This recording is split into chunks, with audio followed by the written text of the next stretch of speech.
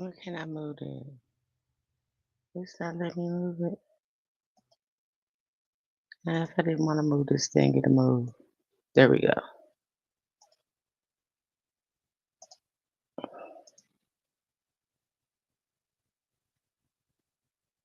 Hello, hello, Rick De Niro.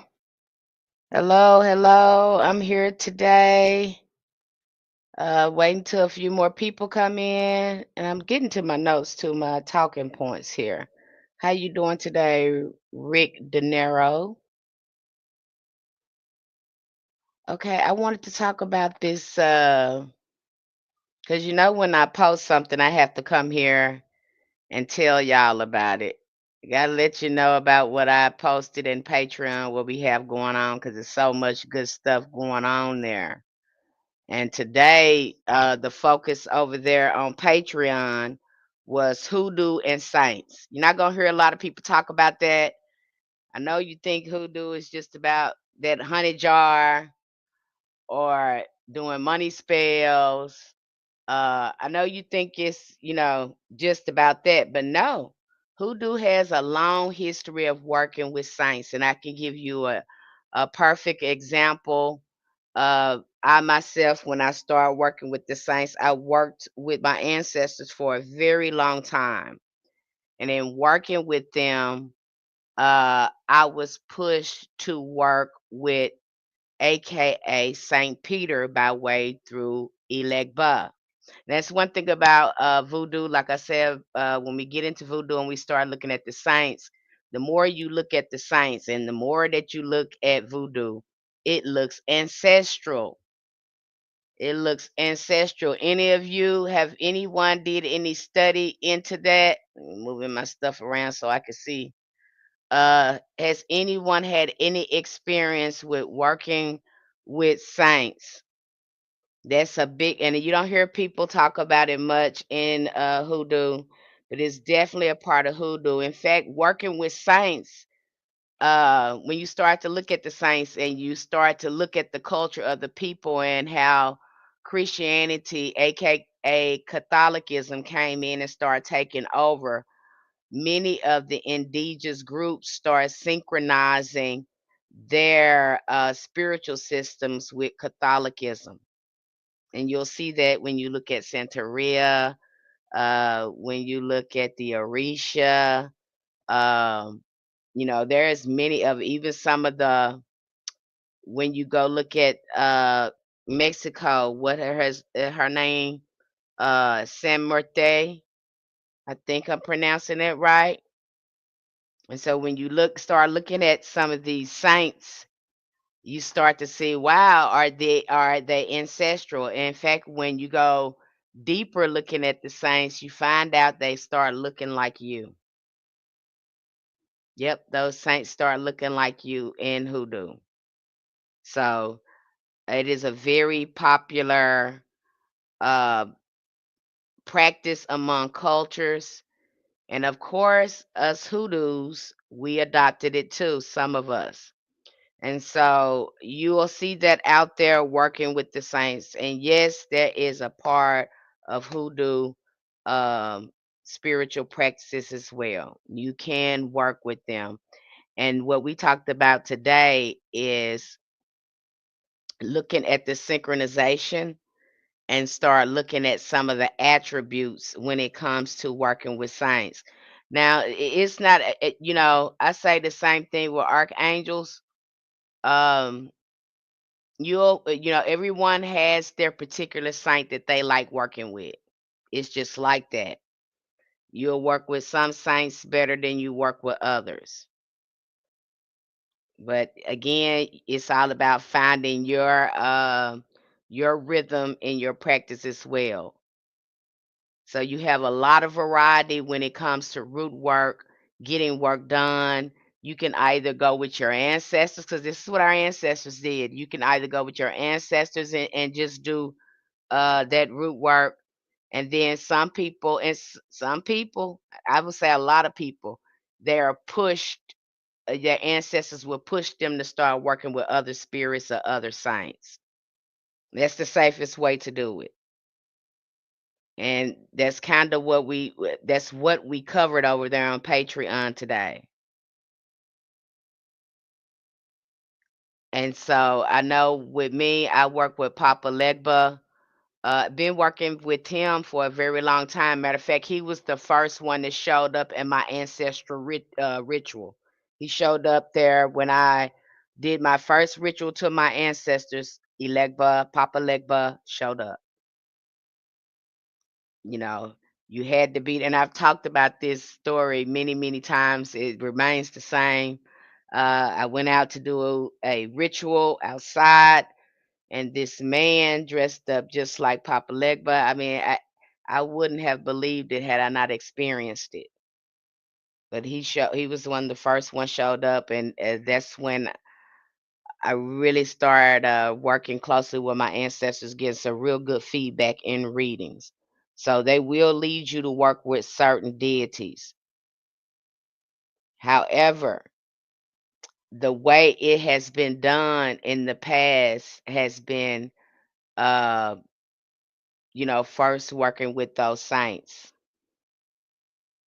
working with the saints. So if you're not familiar with the saints, um, at some point on your hoodoo journey, I do recommend that you get familiar with them. But we go in deeper detail over there. And it really does matter. I know you've been told, oh, just your ancestors. No, your ancestors, like I said, when you go into ancestral veneration and when you start diving into hoodoo, you see the vastness of it. There's no limitations there. The sky's, the sky's the limit when it comes to hoodoo and learning that practice. Hi, my healing journey. Thank you for asking questions, my healing journey. Oh, my healing journey said that she said that I worked with Legba first, and I believe Legba protected me from bad people. So, he usually, like you say, he is the first, and learning more about him and about them before you just jump out and listen to what other people were saying, are saying about different Orisha. And Oshun is one of the popular ones, you know, but way through Oshun, again, because I have to go back to voodoo. We talked about voodoo in there too, because all of this kind of runs together when you start talking about it, and I certainly talk about it in that way because of all the synchronization that happened with the saints and our deities. So I have to talk about it that way. So when you look at Oshun, a lot of people love Oshun, but if you go by way through your ancestors through voodoo, it's going to be Azurli Frida. Oshun is another form. Azurli Frida and Oshun have some of the same attributes. But if you were to work with her, uh, you know, through the saints, it would be through Azurli Frida. And I kind of break that down. When you get over there, I break that down. But it's important, and you'll see Oshun being synchronized by Our Lady Charity. So when they had to hide the Orishas, they hid them under the saints too. They hid them under the saints, and by way through the saints, they were able to come in contact with the Oshun. Now, too, when you go to good looking at Catholicism, when I really got into, because voodoo is older than Catholicism. Okay, most of these practices are older than Catholicism, and it was something that our ancestors understood some of these archetypes. So I have to ask Catholicism. I have to ask, where was Catholicism influenced for? We know that you got uh, your Ten Commandments from Kemet. So did you get these other archetypes from there and then rename them? I have to ask myself the hard questions when you start studying the saints and then how our ancestors show up as saints. because that's basically what the Egungun is. The Egungun are saints. There are ancestors that are saints that was later synchronized, and then they have saints that were not canonized, that the church did not want to recognize, but our ancestors recognized. And when you see these type, this would be somebody like Bishop Mason, Zora Hurston, Malcolm X. You would see saints like, just in our modern era, I'm gonna call them uncanonized saints. But these would be the people, our ancestors, they gave them great recognition and acknowledgement, and they were humanitarians. So now they are seen as saints, and some of them may petition them. And then you have the ones who were canonized, who went into the Catholic Church, and they were saints of the people. Because contrary to what they tell you in your Bible, because I have to go back to that again. Contrary to what they tell us in our Bible, high Verna, high serpent, one candy coach. Contrary to what they tell you in our Bible, um, though there were no Christians being unalive there. There were indigenous matriarch cultures being persecuted there. You see how they flipped that story? And a lot of them, and you'll even see that I talked about some of the black saints there. A lot, we have some black saints, um, such as Anthony the Abbot, Saint John the almsgiver. You have them, some of them were from Egypt, they were from Africa, but then they became saints within the church. It sometimes that was hard to happen. It would take the natives of the people around them to go to the Catholic Church and say, "No, you're going to canonize them because they're saints. They did a lot of stuff in our community. We're not going to let you not document all the healing and miracles they perform in our community." I know the saints were about in to protect the slaves while they practicing. But that makes me mad. I don't want to honor Christianity because they demonize African religions. I understand that. I understand it. I feel the same way. I had to look at it from a different perspective. Um, I had to look at it from a different perspective. I looked at it too as our ancestors went in and preserved it and synchronized it for us too. So had they not went in there, and they're very clever people, very clever, to do that and have enough discipline and courage to go into that. And I don't want to say it like that because it don't sound good when I say it like that. But I love the way they thought about hoodoo. For instance, you think your God real. Okay, I'm gonna show you that God is real. We're gonna come up in here and we're gonna make this real. Cause see, you playing with this. I'm just gonna speak it from my hoodoo eyes. Cause see, the way our ancestors, they had to get revolutionary in their spiritual practices and trying to keep their spiritual practices. So a lot of when the West, okay, yeah, y'all playing, y'all think y'all gonna give us something that don't work, but we're gonna put something in there that work. We're gonna show you. We still gonna show you, so you ain't stopping nothing. We still gonna go up in there. Hi, Kali or Kali. Um, they still went up in there and they still did their thing. They couldn't catch who was doing it because everybody's sitting right there looking at the same thing. So how you gonna catch somebody doing something? Y'all see everybody sitting there doing the same thing. So that's hard to catch like that. So they were very very very smart people. Very smart people. Yeah, they were forced to do it, but when they got in there, they brought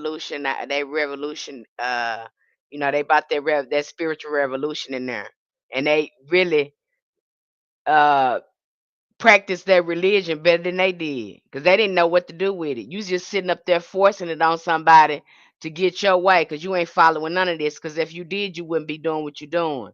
But since you gonna do that, yeah, you can force this on me because you don't know what to do with it. I'm gonna show you what to do with it, and then I'm gonna use it on you.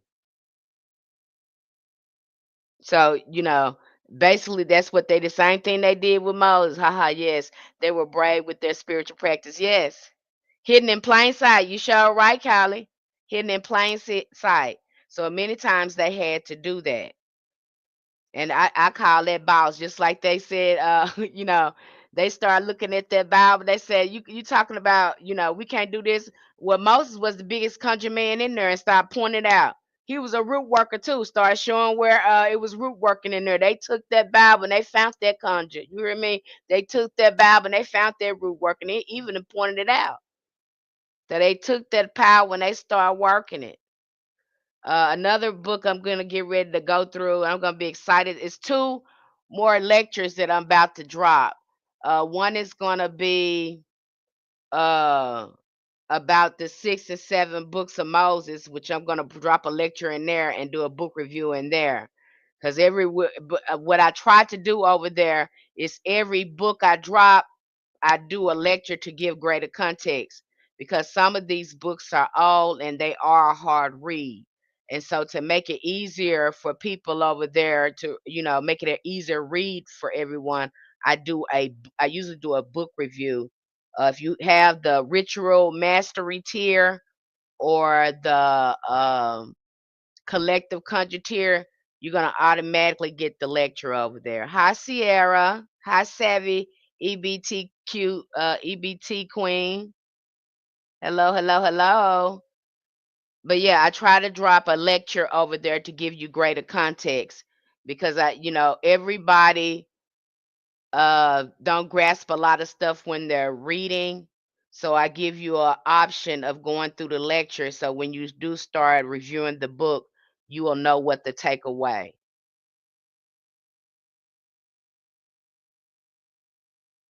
Yeah, you said I purchased jambalaya and got it in the mail yesterday. But my family is from Louisiana. That one stood out for me. Yeah, that's a good book. I have that book too, jambalaya. I have it over there, on my book over my bed over my bookshelf. So jambalaya is also a good one too. There is some good structure, ritual in there for building altars, staying cleansed. So yeah, what's her name, Lucia Tish or something like that. They wrote that book. It's a really good book, and I have it with me. So it's one of my good reference books too when it comes to working with the saints. And she gives a very good um she really breaks that down on how to work with the saints in there. And I think it's the Orisha. It might be the Orisha and the Lords in that book. But seen that a lot when it comes to the ATRs, and especially Hoodoo. But the worship of saints, well, I want to say worship because I don't like that. The veneration of saints and reverence of saints, when it comes to Catholicism, has been almost a global theme because of their domination in their global religion. And so it forced people to start synchronizing and hiding their spiritual practices up under Catholicism. And my thing too is where y'all get this symbolism at, because our ancestors was able to look at certain things in the images and relate them to certain deities, you know, or their attributes. Look at their attributes and say, "Oh man, that sound like Ogun. We gonna call him Ogun. We gonna sync him with Ogun." So you will see a lot of that go on, and that's really, I think that's a beautiful thing about the practice. Rather than thinking that you have to do something by yourself, you can always go to a saint, and you'll usually to find out some way, somewhere, and it happens. May not even make sense. You may not even know that your ancestors venerated that saint or that deity. That's why it's a good thing to go through your ancestors first because they're going to lead you right. See, I wouldn't have worked with Papa Lick, but if it wasn't for my ancestors, but that's where they led me to go. It wasn't my choice. I saw Oshun. Oshun was beautiful to me. You know, I saw Oya. She was beautiful to me. But they said, hey, we want you to go over here and talk to him first. You talk to him, and he'll help you. If you want to talk, work with some others, then you can go through him. But again, everything it starts from the ancestors. And that's pretty much has been.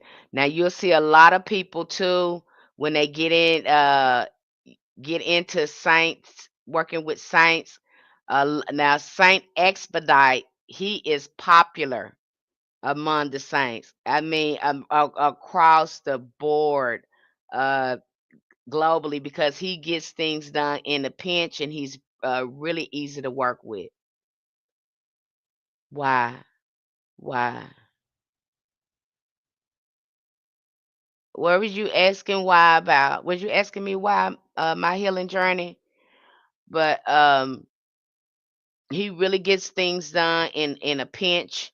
You need him to get something done. You need him to work fast. Your ancestors ain't gonna work that fast for you. It's gonna take time.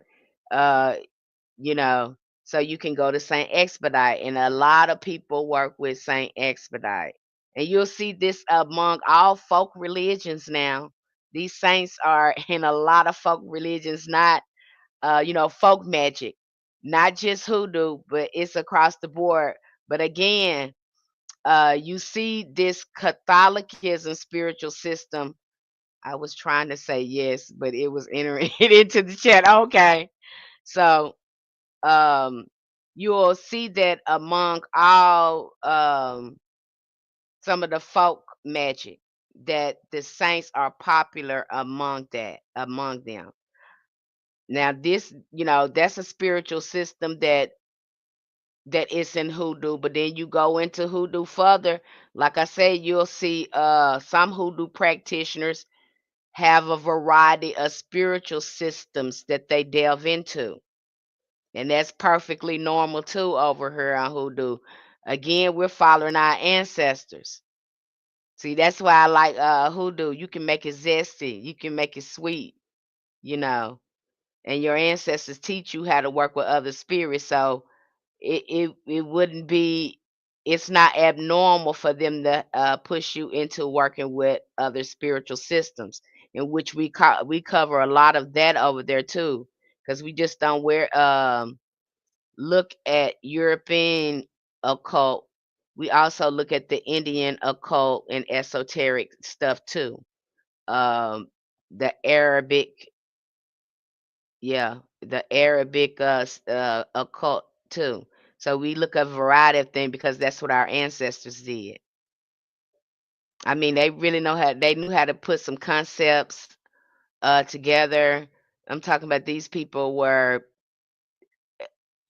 for lack of a better term, spiritual technicians. That's what I would call them, spiritual technicians, because they knew how to put stuff together. They knew they understood the deeper spiritual meaning of things. So they were very spiritual people. And you'll see that in hoodoo, especially if you run across a very seasoned practitioner, hoodoo practitioner. There's no telling what you're going to see. I was trying to say yes. Okay. And that's why I say, you see a people with a lot of these altars and stuff like that, that is work. I was looking at a young lady video the other day, and I think I want to say she was in Ifa, and she was talking about she didn't want to have all these altars everywhere. She didn't want to go through all that. So she had, I think, her mentor or somebody to make her a pot where she can just feed, all her spirits from this pot. So a lot of them know they don't want to be working with that, because again, it takes up so much time. Your days be spent to that. You don't got time for nothing else. Okay. And you have to service these spirits and give them what they want and keep these relationships strong. Okay.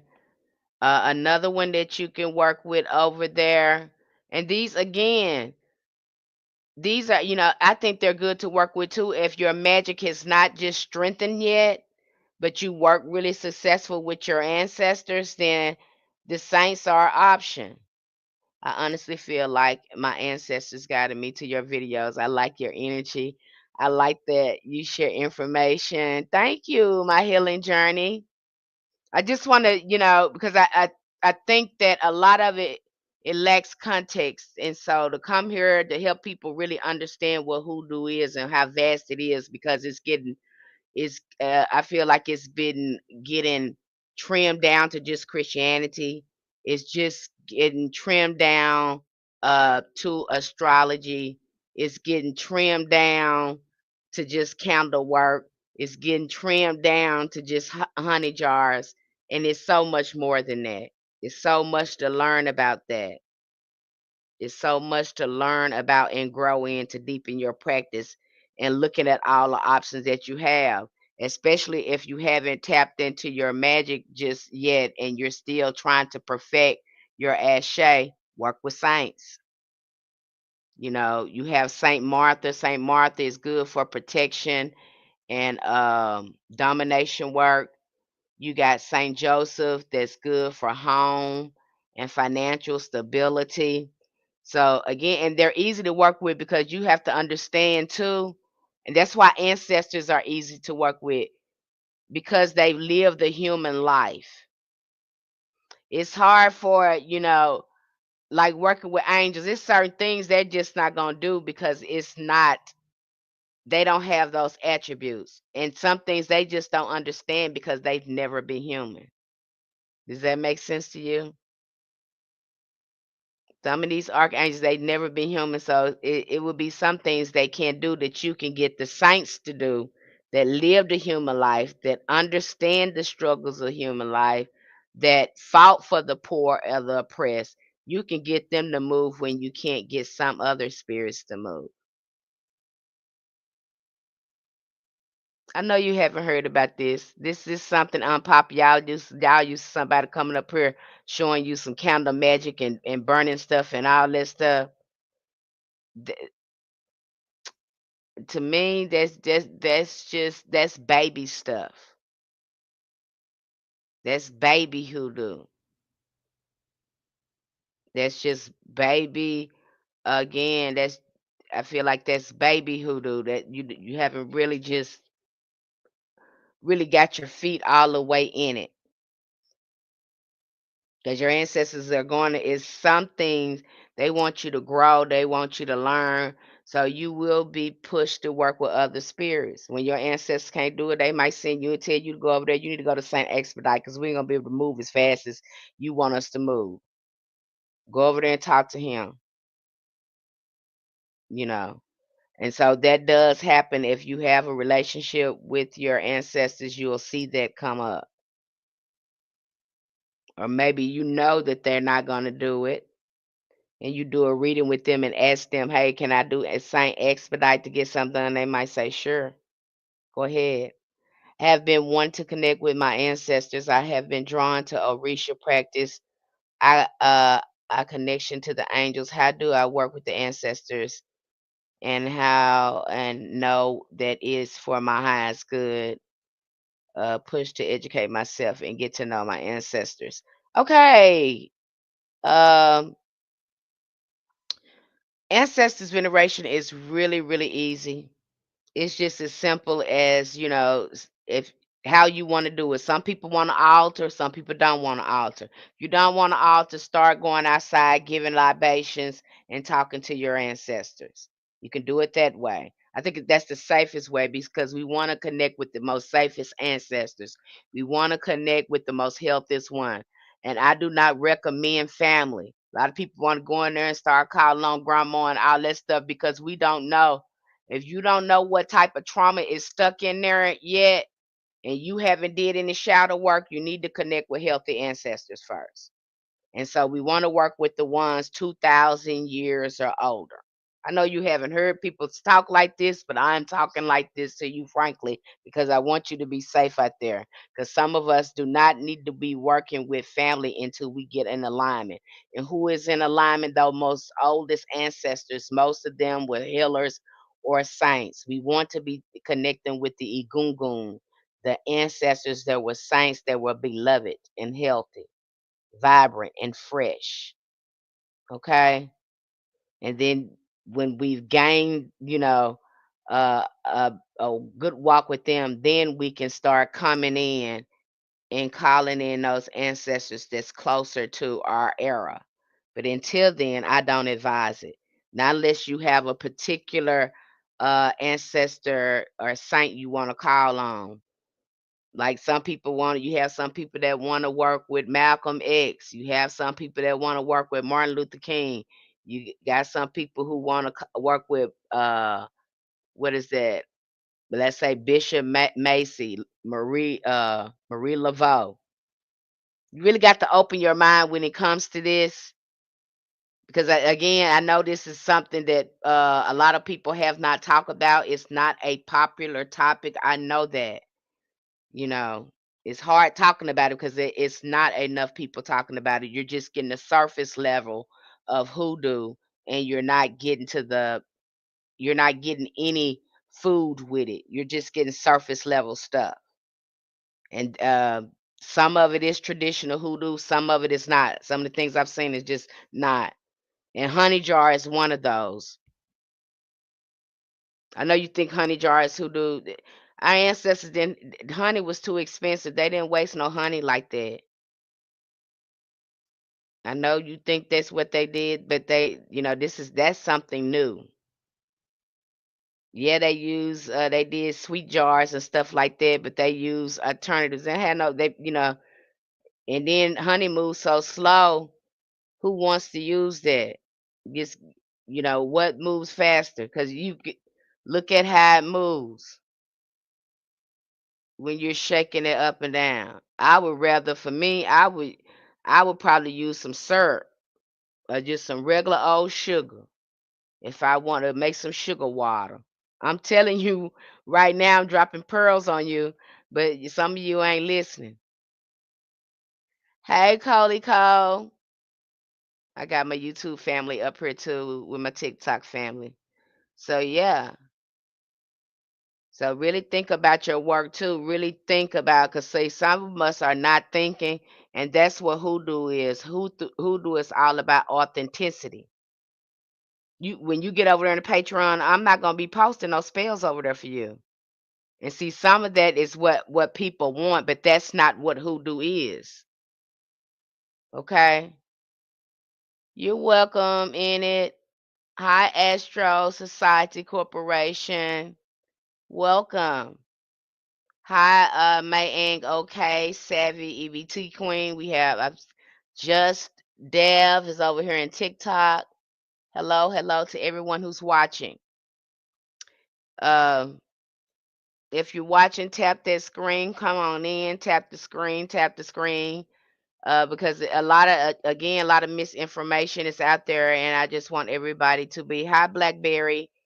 I would just want everyone to be, just get rid of some of the hype that's out there, because it's like hearing people repeat the same thing and don't really understand the of whole vastness of hoodoo and how many options that you do have. We just have people out here reaching for spells. And like I said, if you come over there on Patreon, I don't share spells.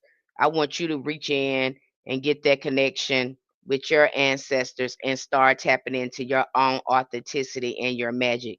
My magic shouldn't look like your magic. Your magic shouldn't look like my magic. Now, if you need tips in forming something, I can, I'll help you with that and give you a generalization of what helped for me, and what to use in certain things, something like that, if you're trying to craft something. But I just don't that's not learning. You're not learning anything like that. You're not learning the full structure of magic like that. You're not learning the components of how it really works.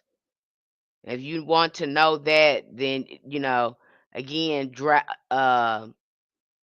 look into your own authenticity, magic, because that's what it is. Your ancestors will show you how to do that. You can even look at hoodoo across the board in different families. It does not look the same, but it doesn't mean it's not hoodoo. Alabama hoodoo may not look like Arkansas hoodoo. Arkansas hoodoo may not look like Tennessee hoodoo, but it's still hoodoo. Yes. My healing journey said, yes, that's what I need, Miss Penny. I don't need spells. My ancestors want me to be educated. Yes. It's something, learning the language of spirit. Because at some point, everybody can't do spells, but they know how to make friends with spirits. You ought to see some of those old Catholic women over there. You think they be doing magic, but no, baby, they have made friends with spirits and they know how to get some stuff done. And don't discount the power of the rosary.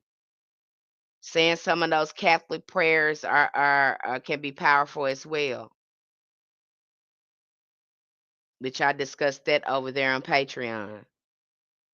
A lot of them are working with these saints.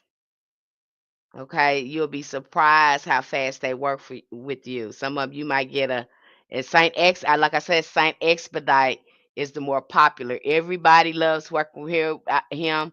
I don't care where they come from. You will hear people. This is a global thing. Talk about Saint Expedite. Have they worked with Saint Expedite? Okay, and the more you dive into them, they begin to look ancestral. They start looking like me and you.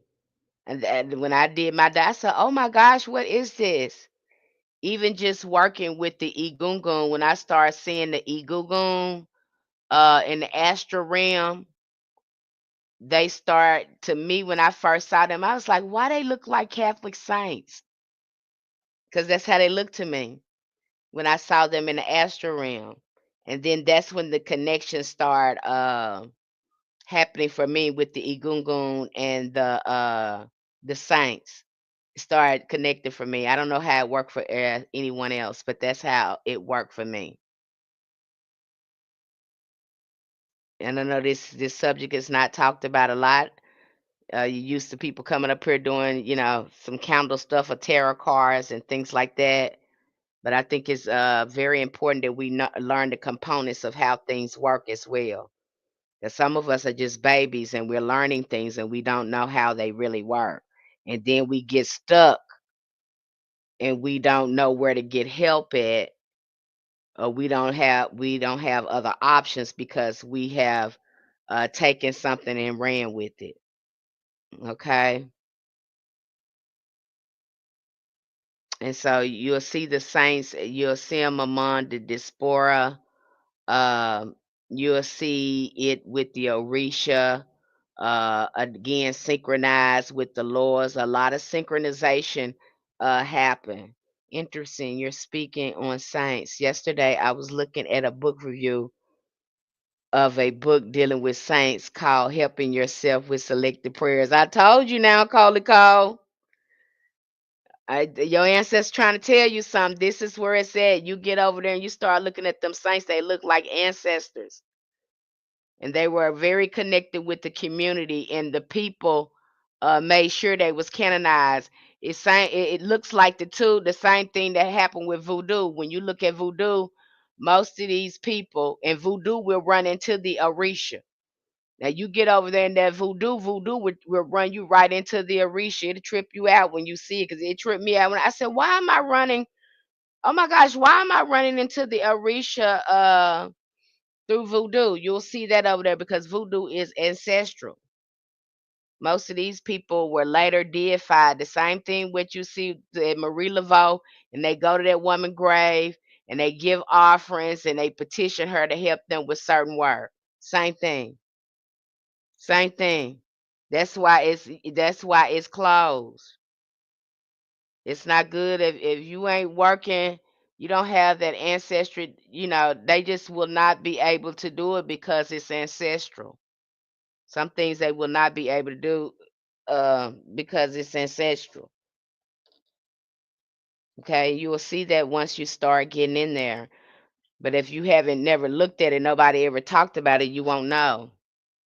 And yes, just starting with hoodoo, I have been drawn to the saints, Ifa and Santeria, want to work with the ancestors. I would say, so I'm working with the saints. That is the safest way. You want to get to know, um, you want to try to make it on the other side of working with the Loas or the Orisha. The Saints is the best way. And again, you're going through by way of the ancestors. Because once you start looking at these Saints, which I recommend you do to do your research, dive really heavy into their life and what they do. And they really have some detailed information out there about these saints. So it's very easy to start working with them. Another one I just dropped a video on, Saint Cyprian. Saint Cyprian, he started off in the dark arts, but then he fell in love. The story is he fell in love with a woman who was Catholic, and he kept trying to uh put spells on her and win her over, but it didn't work. It didn't work. Every spell he put on her, it didn't work. And that's what helped him convert to Catholicism. He got out the dark arts, but he was an expert in the occult. You can use him for all types of conjuring work, but you have to be careful with Saint Cyprian, which I go into that in more Cyprian. You got to be careful with him because he's very timid in how he works with people. So it's certain things you got to do to work with Saint Cyprian, and you'll see that with some saints. Some saints, it's a certain kind of ethics you got to keep to work with them. They're very particular. The man who came to me and told me he's my ancestor said he was a voodoo practitioner. He has made it clear that I'm not going to be another white girl scared of voodoo. Oh, so are you? Am I understanding that you're white? White, my healing journey. I want to be absolutely clear. Now I know, this practice is closed. And I have to make it absolutely clear it's okay that you can't do it and it's closed. Okay? Folk magic it's not saying our magic is more powerful or anything. And a lot of people think that hoodoo is their regular folk magic, but it is not. I have to be absolutely clear about that. It is not. It's not the same. Yeah, we work with the saints over here. Yeah, we work with the saints over here. But again,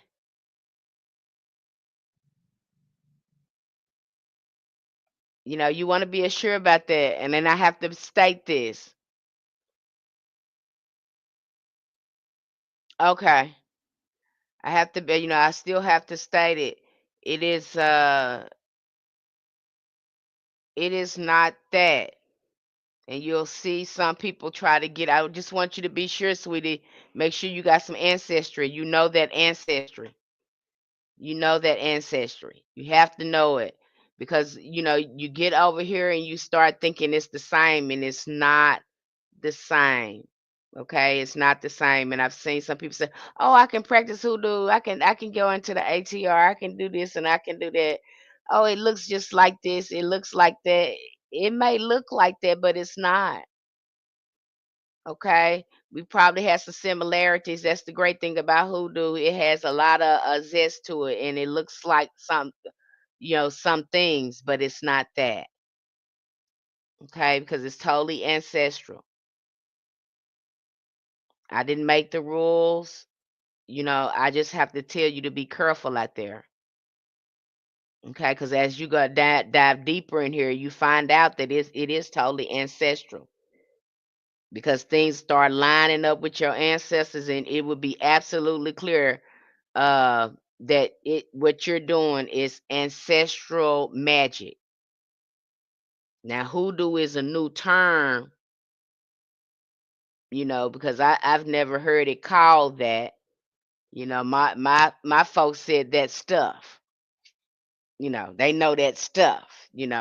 So I heard that a lot. And then maybe that was for my God today. Oh wow. That's what I was hearing is called hi Blackberry. Oh well Khalil said, oh my God, today. That's what I was hearing. I was hearing it because I'm not trying to take anyone's practice for my own or steal anything. I'm just trying to learn about ancestors that keep me revealing himself to me. Okay. My thing with that, I would really start diving deep into my ancestry to make sure before I jump into something. I really would recommend that to you, sweetie.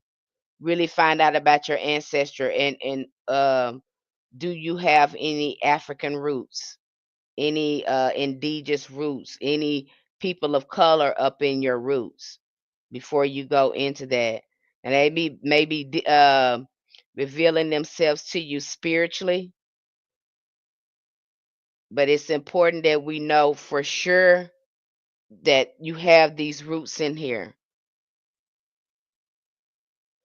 Okay, you did a DNA test and it was Nigerian. Okay, so do you have any physical relatives in there that you know of that's alive? Anybody you can ask? I was talking about the white girl too.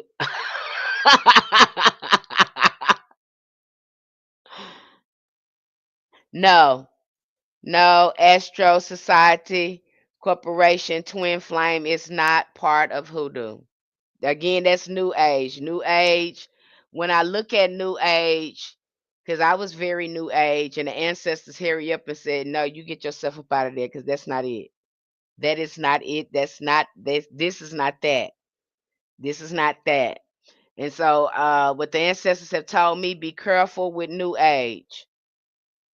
Because again, it's another commercialization of spirituality.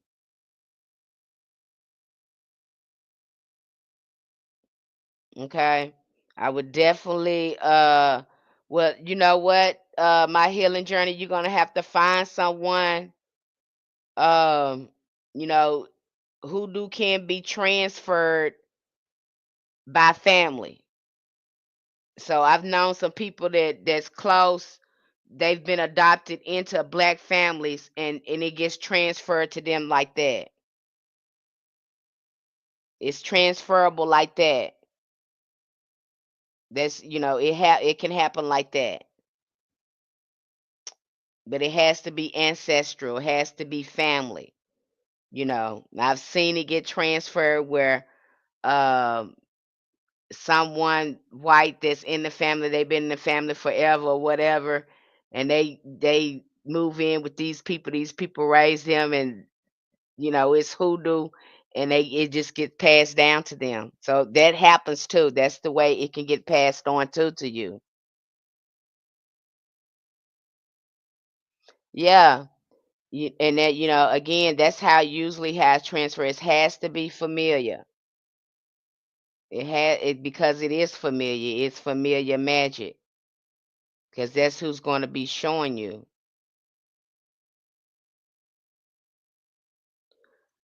I said the same thing, Khalil. Uh, I thought my family didn't do it either until I started sitting down and looking at the stuff they was doing, and they had been doing hoodoo right there in front of my damn face the whole time, and I didn't know what it was. They was doing it. They was doing it. They was doing it in front of my face the whole time, and I didn't even know they was doing it. They was practicing root work. They was practicing hoodoo, and I didn't even know they were doing it. Like my auntie was sleeping with that Bible up under her pillow like that. It was normal because you know We saw her do it, and I've seen some other people do it. Was another girl up here? She talked about her mama put it on. Okay, I'm unsure that what to do with the twin flame. I want to manifest them back. Hey, Astro Society, focus on you, beloved. There's no that twin flame thing. Don't get caught up in that, beloved. I'm so sorry. I wouldn't do it. That's a new age thing. I didn't think they did either, honey. Didn't putting them prayer cloths in our pocket, prayer pins on our clothes and stuff. That's not that's like mojo laying trick type stuff. That's hoodoo. That's hoodoo. So they were doing it some kind of way. You wouldn't think that they was doing it because that's just like that girl up here that was going back and forth with Jasmine here on TikTok. And she's some type of Christian. I forgot the girl name, but they had a debate. That's why I don't even debate them, cause honey, they start sounding like they mentally ill once they start talking. Cause the girl now she up here, she making her own anointed oil that she got for sale. And I said that now how she gonna talk about Jasmine and she doing all this damn root work up in here with these this anointing oil she's selling. She's selling conjure oils and she gonna because she Christian, it's Christianized. You see how that work? You see how that work? They be doing it all the damn time, but then try to put a Christian label on there. I'm convinced as Black Americans we do a version of hoodoo, no matter what we call it. We do. That lie was wild. The Christian lady sounded like very unwell. She did, and I said that on that video. I said I refuse to go back and forth with mentally ill people. I will not. Something is wrong with you, girl. You don't see you in that Bible. You don't see no hoodoo in there. It's hard to dismiss. It's hard to dismiss. That's why our ancestors told when them Christians got to talking about them and they conjure, honey, they was talking about Moses and Solomon and calling them conjure men and calling them root workers, honey. They could our ancestors took that and showed them what was in there. And said, you don't know what's in there. And that girl tripped me out when I saw her advertising her oils. This ancestors want to honor him. I apologize. I offended you here. I've just been having dreams. Like I said, I would, go deeper into that, beloved. Be safe with that. You say you want to honor him, again, you need to get down to your roots, sweetie, before you jump out there. I just recommend that for you. That last sound, yeah. I would love to learn more about love who do focus on self love.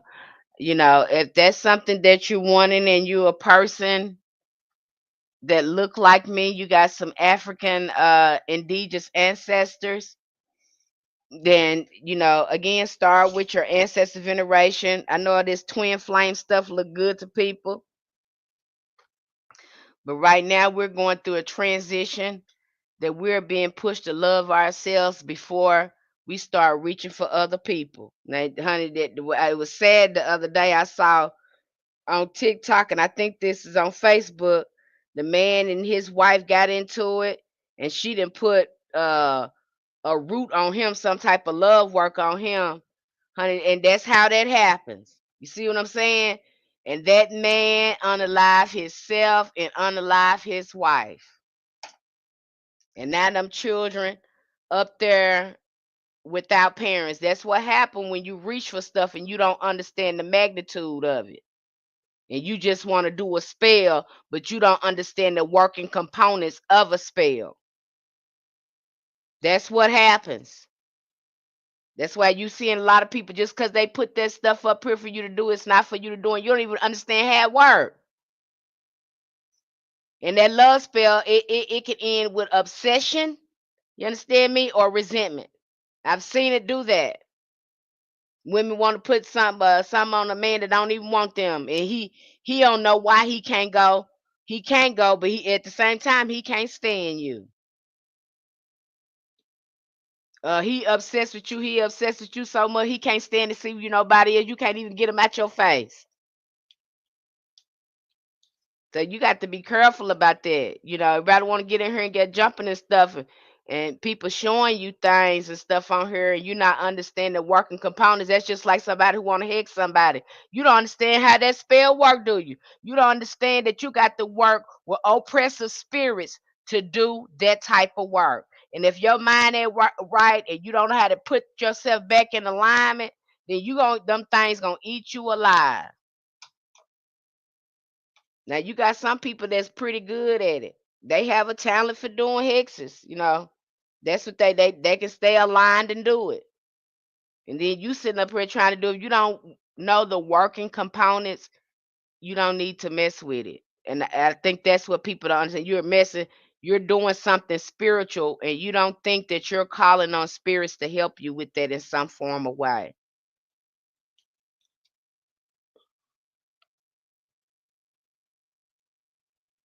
Mystic lipsticks, just like that story with Mystic lipstick. Yeah. I don't know if I heard that story or not.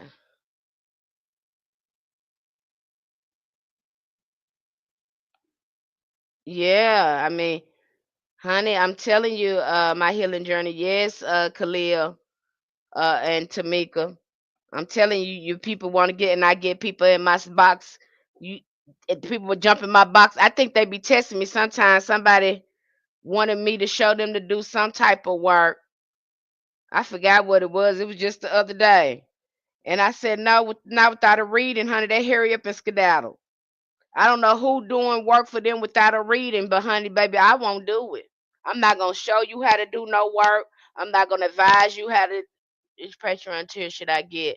I'm very interested. I recommend the ritual mastery tier. For anyone beginning ritual mastery tier, for those who just want to go slow and just want to read, do a lot of reading, then you probably want to go with the occult knowledge tier. There's a lot of reading literature over there for that. Look it up. She was a young black astrologer in LA messing with the wrong energy. Oh my goodness. You see what I'm saying? You pick up some of this stuff and you don't know the workings of it. You got people up here sharing stuff, and got work online and showing you work online. I just don't recommend it. Even putting your altar and stuff at risk like that, sharing your entire birth date, your time you was born, and your astrology chart. Hey, that's just like being naked on camera, letting everybody see you. That's basically what you're doing. You might as well get naked in front of the camera. Because that's what that is. When you're doing that, I mean, looking at it from a spiritual perspective, that's what you're doing. Some stuff ain't to be shared. Yeah, Khalil, you keep some things private. You might as well come out here and just show your butt if you gonna do that, you know. And so I'm really big on that, and two, want people to understand the context of hoodoo. It's not just a bunch of spells.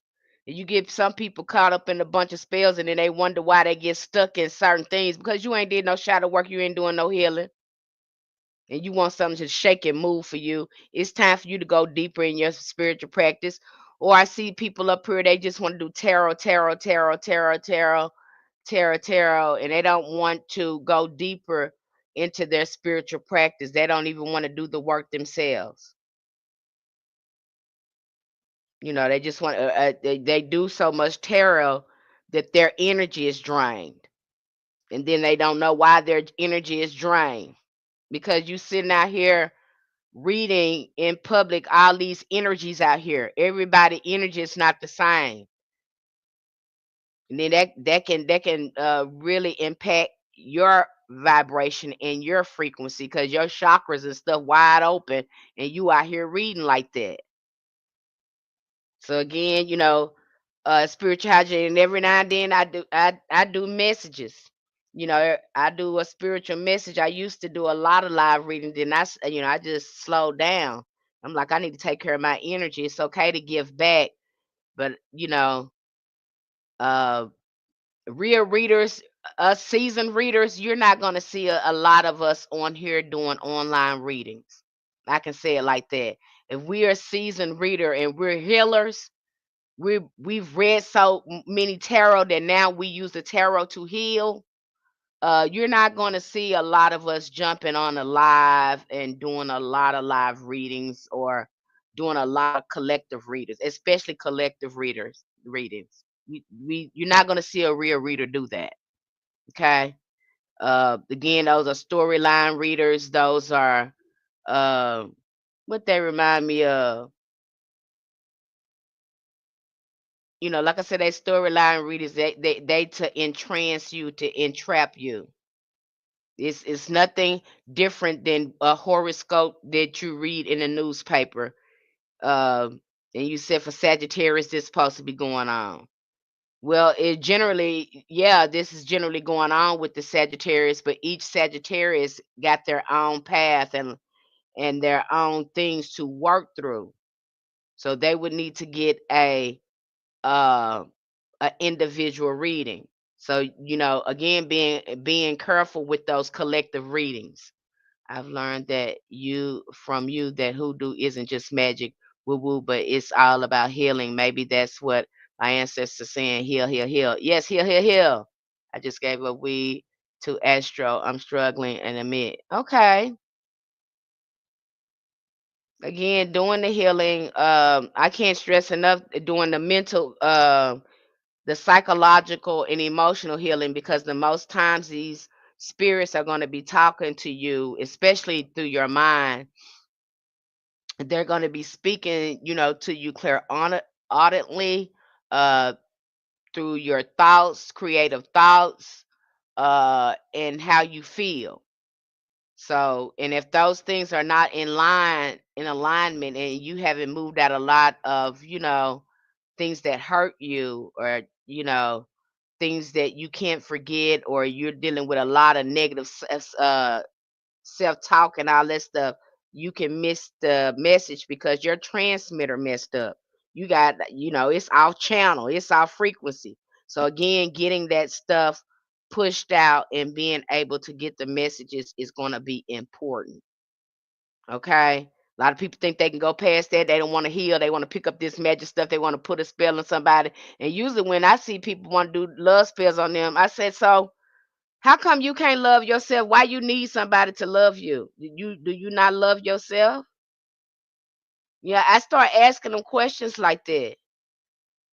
Why do you want that? I mean, cuz I want love, and then you have to tell them you don't go in no relationship finding no love. You go in there bringing love.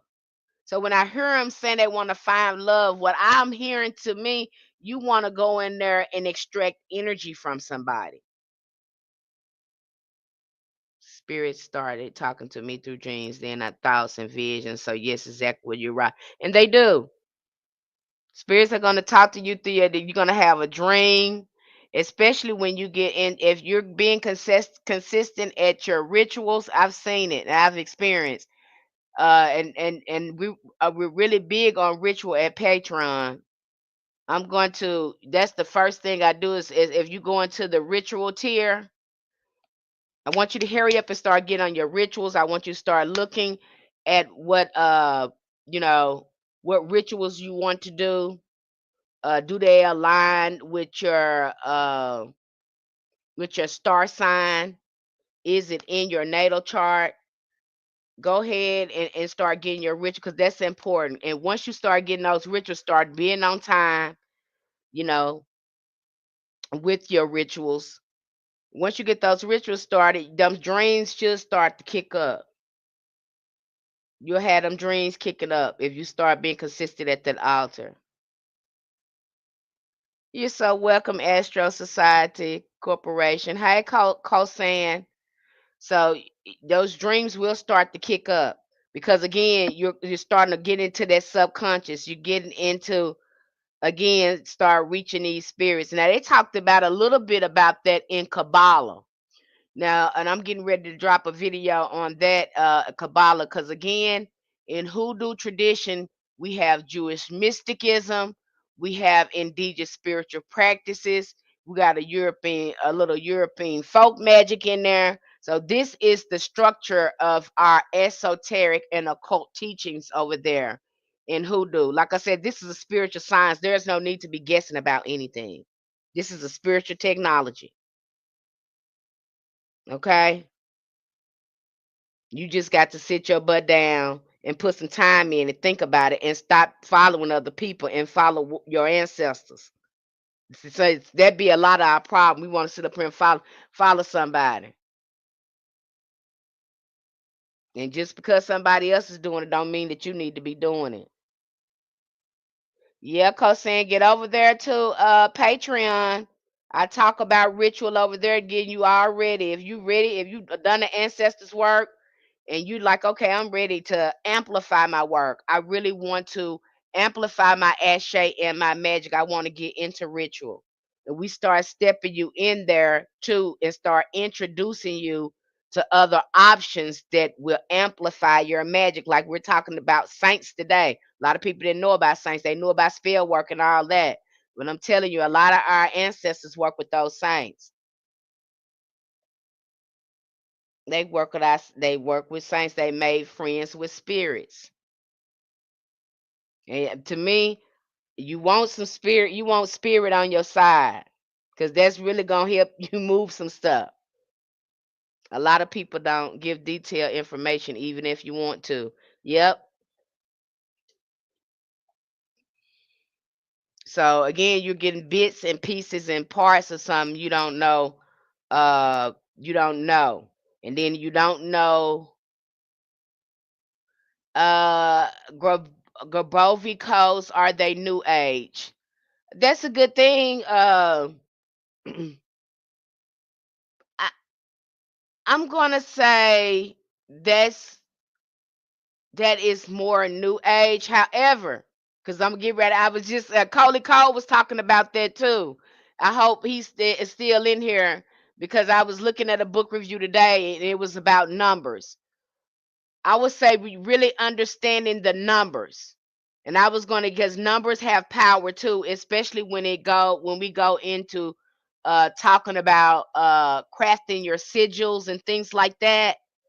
Um, numbers have meaning. And so I was getting ready to drop a video probably on down the road because I thought about him when I looked at that book that I have in my library. And this book is old. Most of the books that I have, they are going to be the books that our ancestors would have read uh, to study hoodoo. So some of these books are going to be like maybe sometimes they over 70 years old. They're older than me. Some of the books. And that's why I go in and do a book review and give context to it to help you grab what you need out of the book. So when you read it, you know exactly what you're looking for. I find that helps. As much context as possible help me. So when somebody give a review or a lecture on something, it really helps me understand what I'm looking for. And so I do that a lot over there on Patreon with each book. If you have the ritual and the collective conjure, ritual mastery and collective conjure tier, you are going to get the lecture with the book. Okay, you'll get the lecture with the book. But if you're just on the occult tier, occult knowledge tier, like I said, there's just a bunch of literature over there for new beginners who just want to learn, take a look at things. That's on the occult. If you want to apply some ritual, or if you're ready to for the big stepper, the high steppers, you can go over to conjure. I don't know, honey. You'll have to look that up. But for me, when I see one that one comes up, I have to go back to tarot. Because usually with the angel numbers, you know, it's so much information on there to look those up real quick. But when one comes up, to me, I usually see change come up there. Um, People tapping into their intuition. People that's operating from their optimum abilities, especially when it comes to the Ace of Swords, which again connected with one.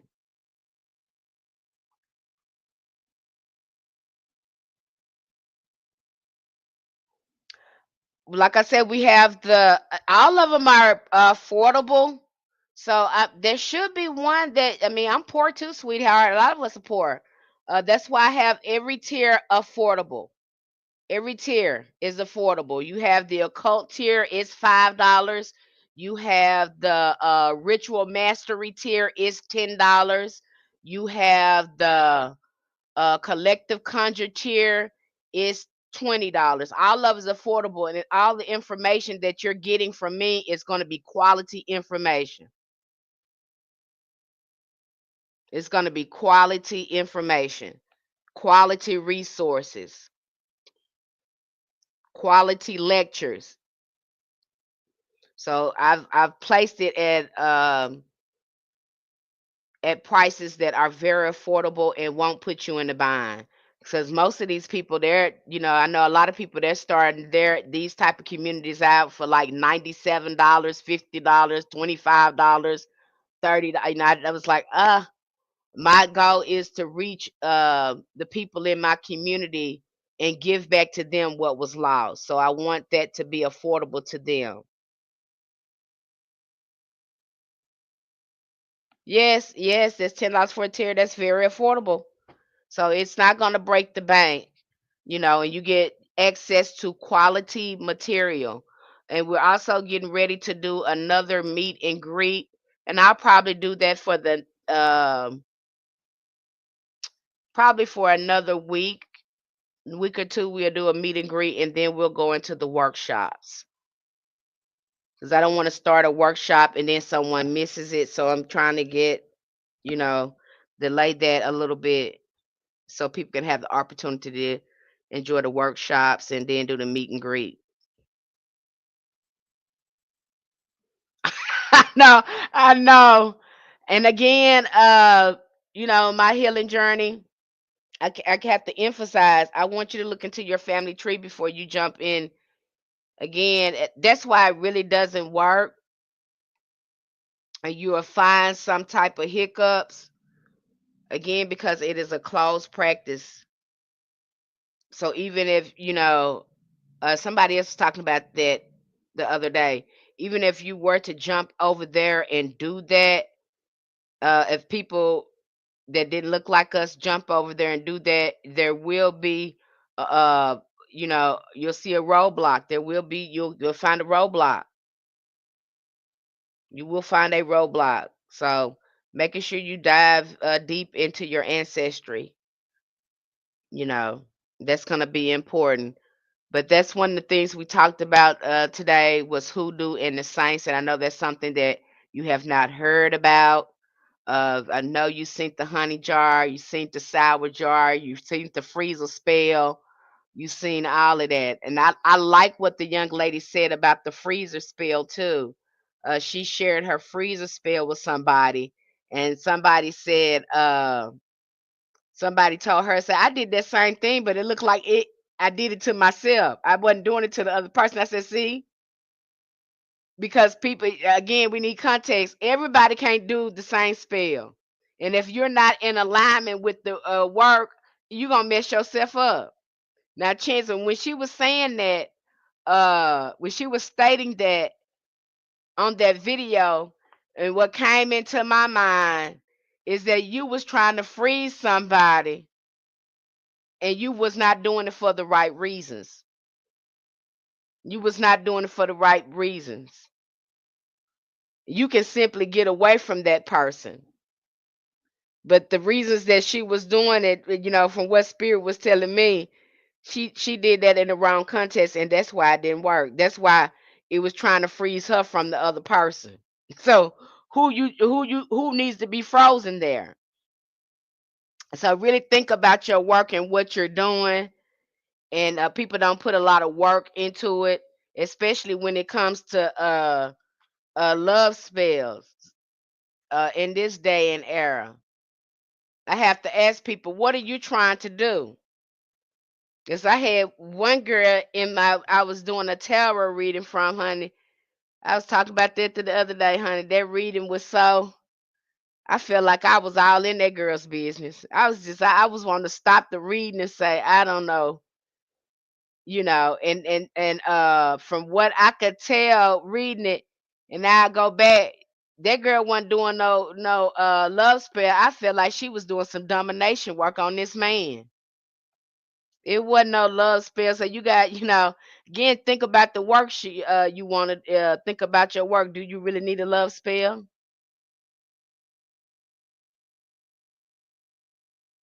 Do you need to really and you know I feel like that young lady, she took the better route because she's like, nah, I don't want him to be in love with me. I want to dominate him. I want to have him do what I want him to do. I don't want him to be in love with me. I want him to do what I want him to do. So again, thinking about the work, what are you trying to do? Does it require a love spell? I really think, and I think a lot of you got a lot of newbies out here now. They don't not putting any um thought into their work. They're working out of their emotions. They haven't even learned the fruits of the spirits. Um, they have not learned the virtue of spirituality or the universal law. They don't understand the universal law because magic works with universal law. Magic works with some sort of you as a cause and effect. Really understand that universal law and knowing how it can swing back and forth. And if you don't know that, you just out here grabbing for things and you don't understand the universal law and you don't have any fruits of the spirits. You have not done any healing and you out here reckless and raggedy. I had one girl, this is right here on TikTok. She said she made her a servitor. I don't talk about that until you get over there and conjure.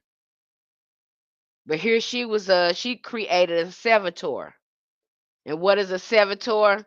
A servitor is a spirit that you create. And she created that servitor.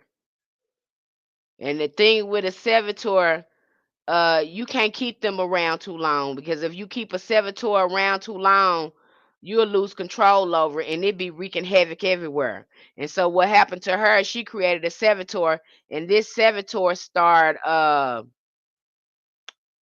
basically making advances in her sleep.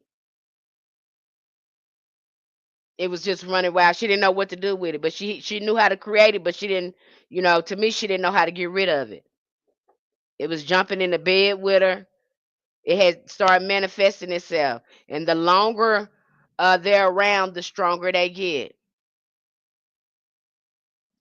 We kind of talk about that when we talk about uh, you know when it comes into making fetishes and things like that. That's the best term for me to use. When it comes to making fetishes and things like that, and then you have that servitor. Same thing you see what I posted here about that man who I think that was on Creep Show.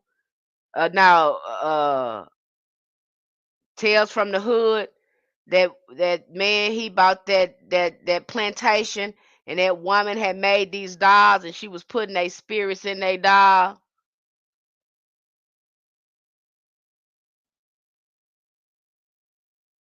And the stronger and them longer they in they in the doll, the stronger they get.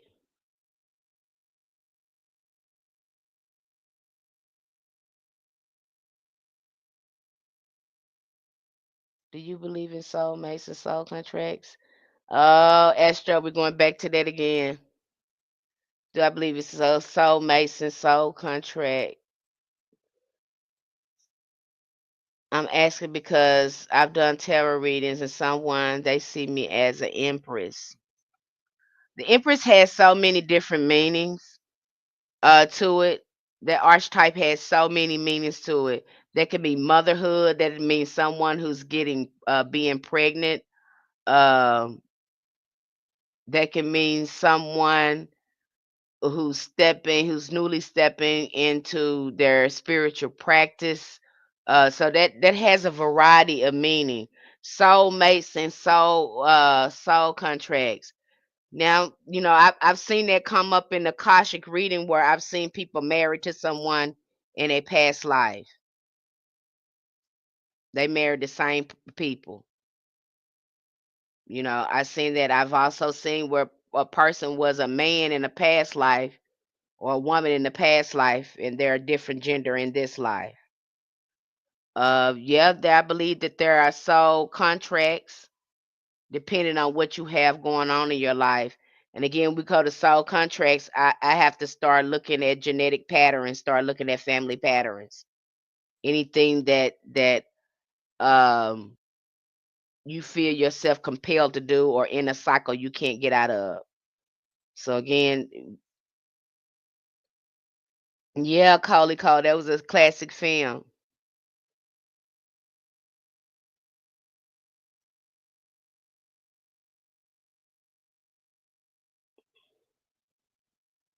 Hmm.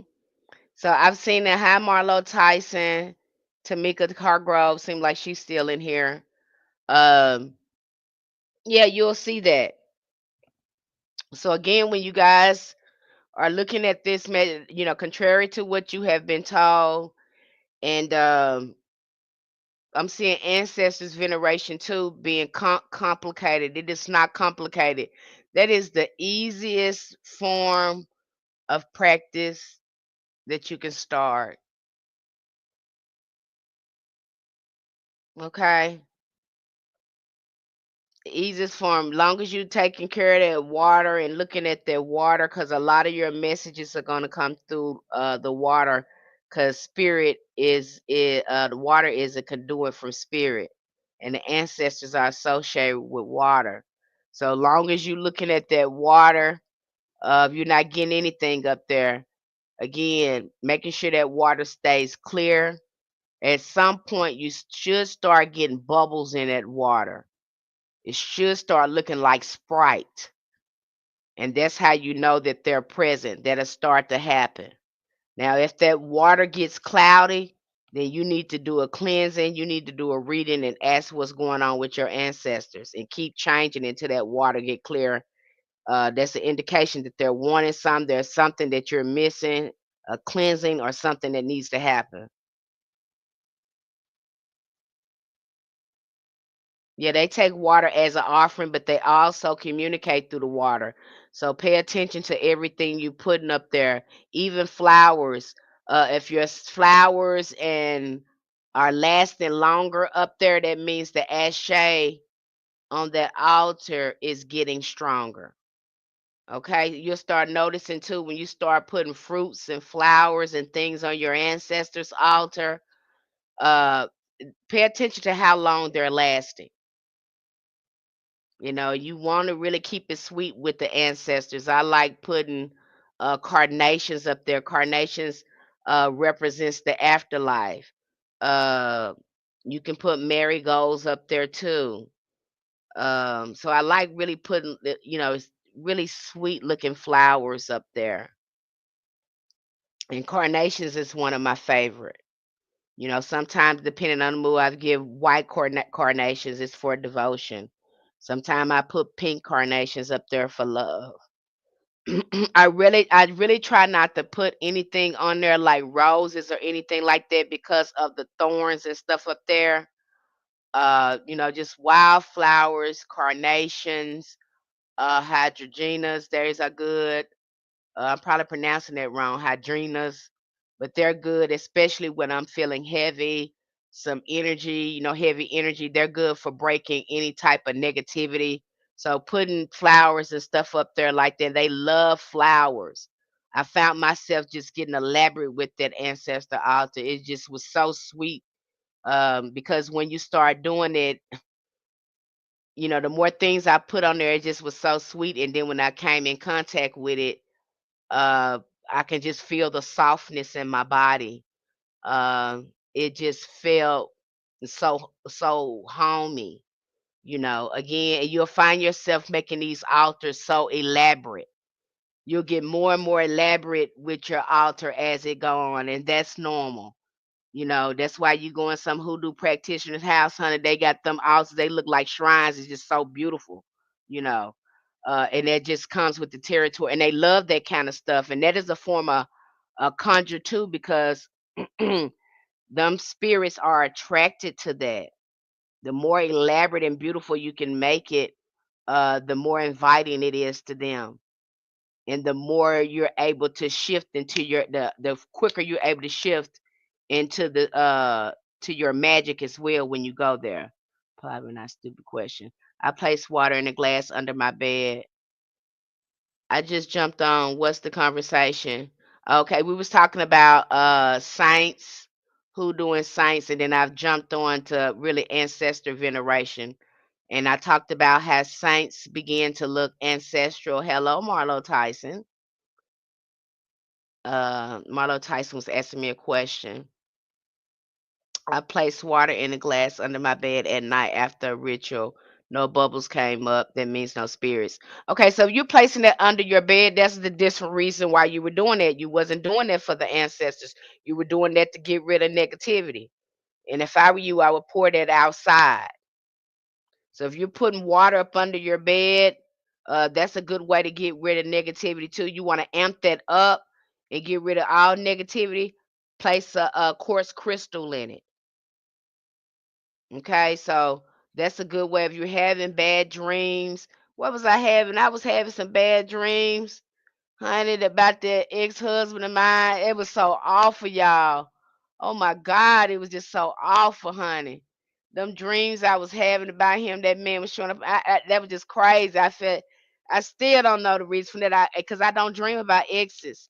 And so he was coming up in my dream, honey, and I started sleeping with that water up under my bed and a dream catcher. I said, I just cannot, because I don't know. This stuff is foolishness coming in my dream. And I felt like he was trying to put something on me, because in one of the dreams, he gave me something to get. You're welcome in it.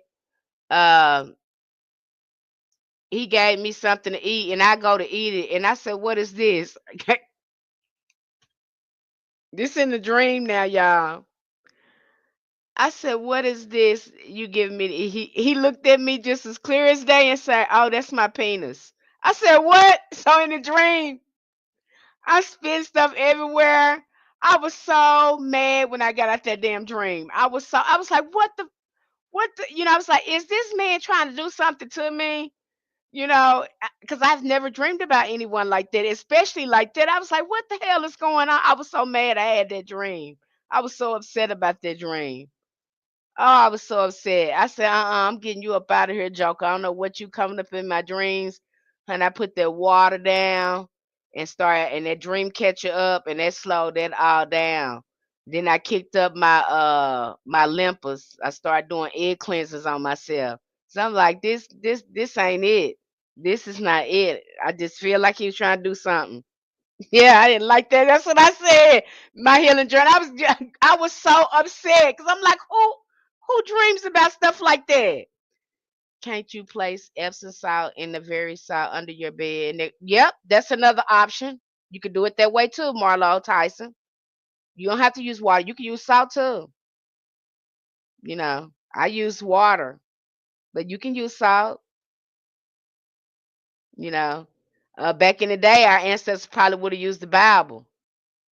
It was a girl in my on my comments when I made that video about how my auntie used to sleep with a Bible under her pillow.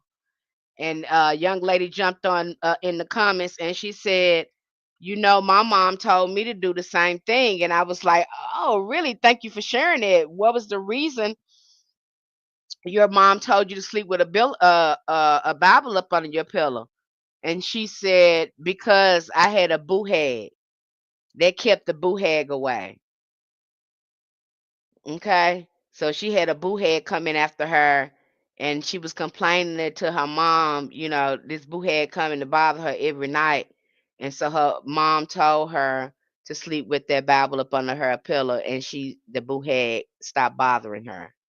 And you saw that a lot. I think my cousin, there was a disturbing story about my cousin. and I don't know all the details, but when I listen to it, because when you young, you be back then you had to sneak and listen to everybody's business. If you got caught listen to somebody's business, you got hit in your mouth. You got your boy, you got toe up.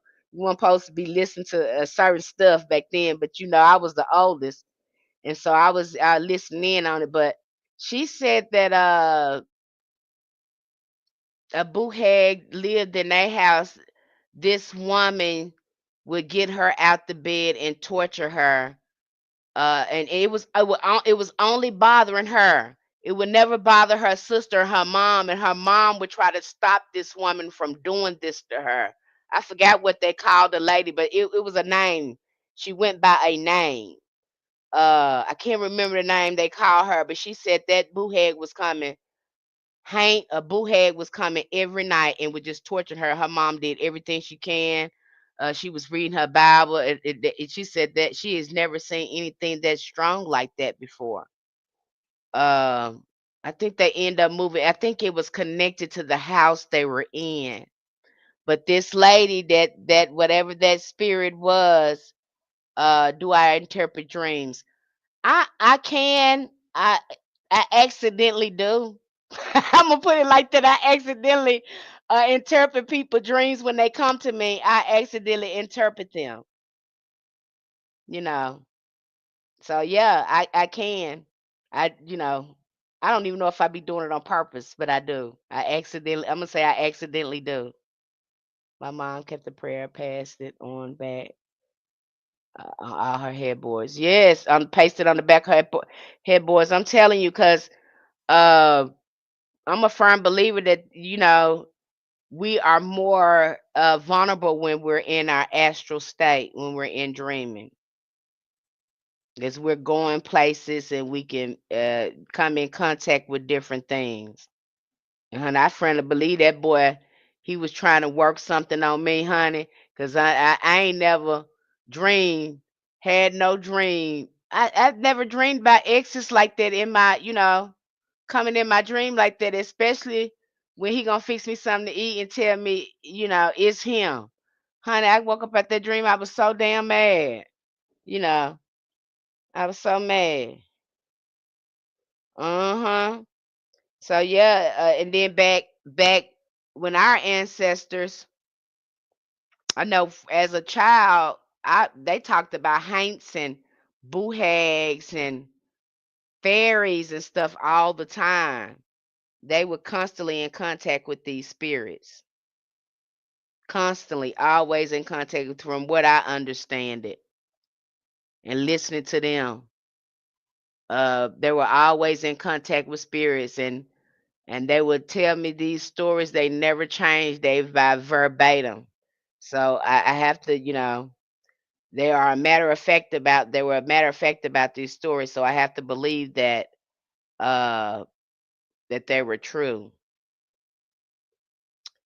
So we went over the history of the saints. If that's something that y'all are interested in, you want to know the components of magic, uh, or you're new in magic and you haven't, because it happens. People they haven't tapped fully into their magic, and so a lot of people, they will work closer with their ancestors. They'll work closer with these other spirits, these other spiritual options that they have. They help build up their ashe.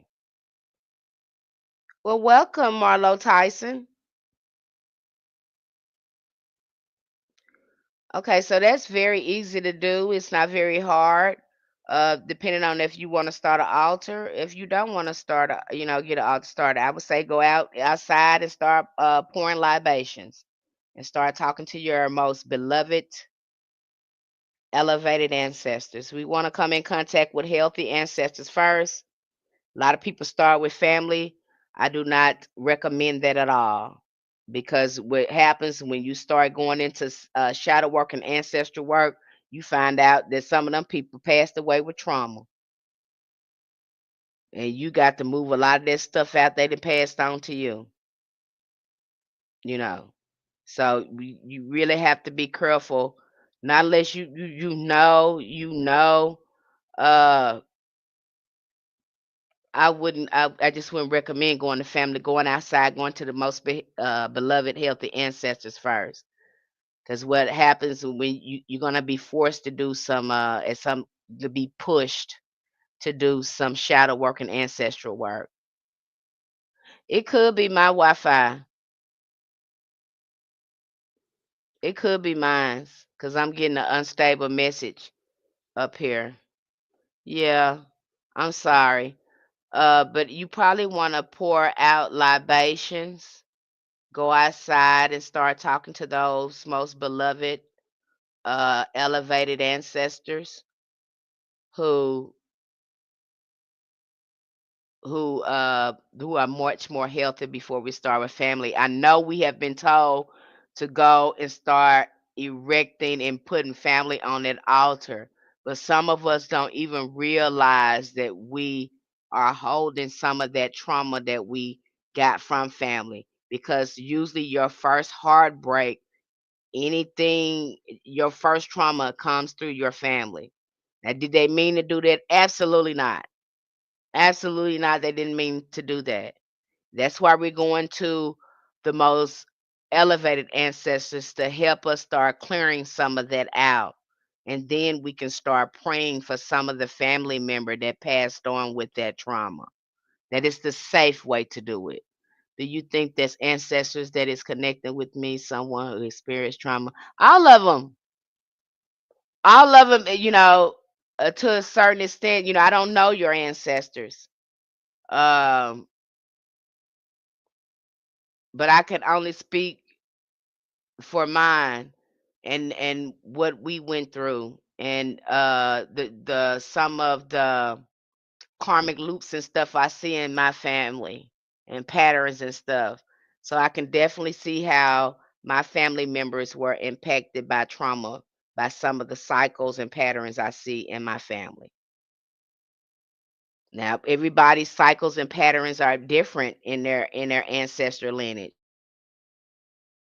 Mild ones. You might have some mild, you know, tr- not as intense.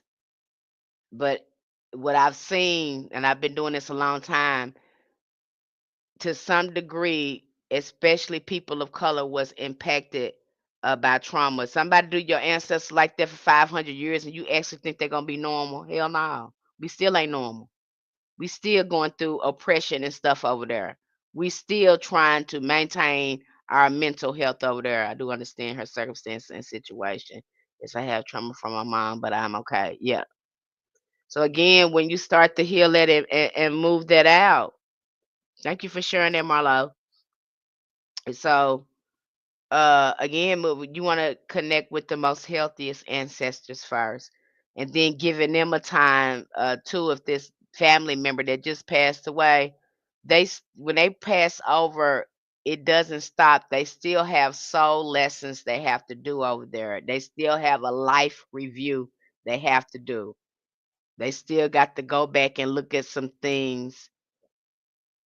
It doesn't stop. So again, we don't want to stop their evolution. We want to call on the ones who are already evolved. She transitioned 25 years ago. Okay. I'm sorry for your loss. But again, going out, and I can say she probably has did some evolving, some soul progression over there. But to keep it safe, I do recommend going back and connecting with the ancestors who are 2,000 years or older. They're just going to be more healthier, more vibrant, and not trauma. It's just the safest way. Oh, I bet you do miss her. And I didn't have a good, me and my mom relationship was very strained. Let me say that. And we were no contact when she passed away. However, in doing the ancestral work, I'm able to for that forgiveness is starting to broaden. in our relationship because I understand how how trauma got passed on to her. So I can extend more compassion, more forgiveness, more mercy, and more grace as I look at what she have going on and how it was passed on to me. And so that's usually how it works. And when you start saying it like that, it makes their spirit a little lighter. Now after you have done some healing on that, you might see them start to come up in dreams. Now I see my mom come up in dreams, but she don't say anything. She don't say anything. She's just passive. Because remember when she passed away, we were no contact. So it's kind of still like that in the dreams. She's there. I had a friend of mine's. Uh, she was talking about her dad would show up. My dad had some soul lessons. He died 2 years ago from today. I'm sorry for your loss. I do. I'm sorry for your loss. Um, but what was I saying again, honey? I forgot what I was saying. I was looking at this thing. I forgot. It just left my mind just that quick. I probably wasn't supposed to be saying it. But again, doing the ancestors work, it's pretty much easy. Oh yeah, I was telling you about my friend. My friend, she said, her dad had passed away. And sometimes they, depending on they'll come in your dream. Cause I've had them come in my dream. But my mom, like I said, she don't say nothing. She's there, but she's just passive. She's not having enough anything to say. We're not into it or mad or anything like that. She's just passive in the dream. I see her there sitting there doing her thing, but we're not conversating. But my friend said her daddy, he was a raging alcoholic, and I get it because my mom was an alcoholic too, but when she passed away, she wasn't drinking. But she said her daddy was a raging alcoholic, so he was coming in her dream and he was just acting crazy. She said, "Girl, he act like the same way he act when he was living. Girl, just acting crazy, just acting a damn fool." She said, "I'd be so mad in the dream. He just come in my dream, just act a damn fool like that." She said she was so mad, she didn't know what to do until she said he came in one of her dreams one day, and she said she was telling herself when he came back in her dream that she was going to take control, and he came in her dream and she said, I told him, look, I'm not gonna let you keep coming up here and doing it. If you're gonna come in my dreams acting a damn fool, you gotta stay out of here. Stay out of here. Don't you come back. Sit yourself down somewhere and shut your mouth. I don't want to hear nothing else out of you acting like that. And she said when she told him that, he stopped coming in them dreams acting a fool like that. She said now when she see him, he be like kind of like my mom. He be passive. He don't really have a lot to say. He don't have a lot to say. Where am I watching you from? I'm in Ohio. I'm in Thailand, sweetheart. I had an ex-boyfriend who lost his mind, and that's when I started asking my ancestors to come in my dreams. That's when the man who practiced voodoo came in my dream, and he told me they took my ex away. Ah, and for me to accept it. What the world? And when I saw the my ancestors come in my dream, that's when the man told me I practiced hoodoo. Came into my dreams and he told me they took my ex away and for me to accept that. That is something. I don't know what to say about that. I can't even give any insight on that. The only time I've heard the ancestors come up with that when it comes to a relationship, and I know my grandmother came in, and when I went to go get a reading from a medium, and that woman flat out told me, she said, "Honey, she don't like your husband." She said, "You way up here and he down here. You need to leave him." She said, "Y'all." The woman said, "Y'all unevenly yoked." That's what she said. Y'all unevenly yoked. You two up here, he two down here. I don't. And my grandma said, "I don't like him." She said my grandmother kept saying it several times that they didn't like him. So their ancestors, they do have some say so. They'll come in and tell you when they don't like somebody. And she was right. That wasn't the right man for me. I wasn't ready to hear that then. And of course, I hadn't. At that time, I hadn't stepped into ancestral veneration yet. But your ancestors, they'll tell you who right for you and who wrong for you. They have you get in this walk on this hoodoo walk and get this spiritual journey. That's one thing too. You can't just be sitting up going out uh with people because hey, you understand the nature of things and you coming in contact with spirits and some of these spirits don't want you with some of these people. Okay, they don't want you in no relationship right now, especially when you don't understand love. You think you're going in there to find love, and I think we really need to understand that. Now, when our ancestors was doing love spells, they were doing this on men to keep their livelihood. Women did not have rights. So in order to secure their livelihood, they were putting some of these men on and putting spells on these men. Now I understand why they was doing it, but we don't got to do that no more. Okay, we got rights now. And see, a lot of this stuff backfire on some of these folks, and these men become crazy, or the woman become crazy again. You see, that's the reason we was doing. Now we doing it. We doing it for selfish reason now because we doing it for selfish reason. And some of these, women, men, they don't love this person. They want control of these people. They want to control these people. That's where you have to be careful at. Hi, Sydney Thompson. How you doing? So you have to be careful with that. Just grabbing stuff and doing stuff. You just like with this that girl with the freezer spell. She wanted to do it because the other girl did it, but hell, she said felt like she put her own self in the damn freezer. Cause you ain't sit down and think about what you was doing, and chances are you was doing that. That wasn't needing to be done. That person wasn't bothering you. But because you wanted to do something to that person, you thought you was gonna try a freezer spell, but it backfired on you.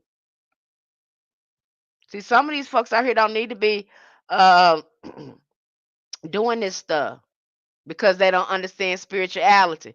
And I trip out for a lot of them, because they always want to do a spell. Ain't none of them want to heal.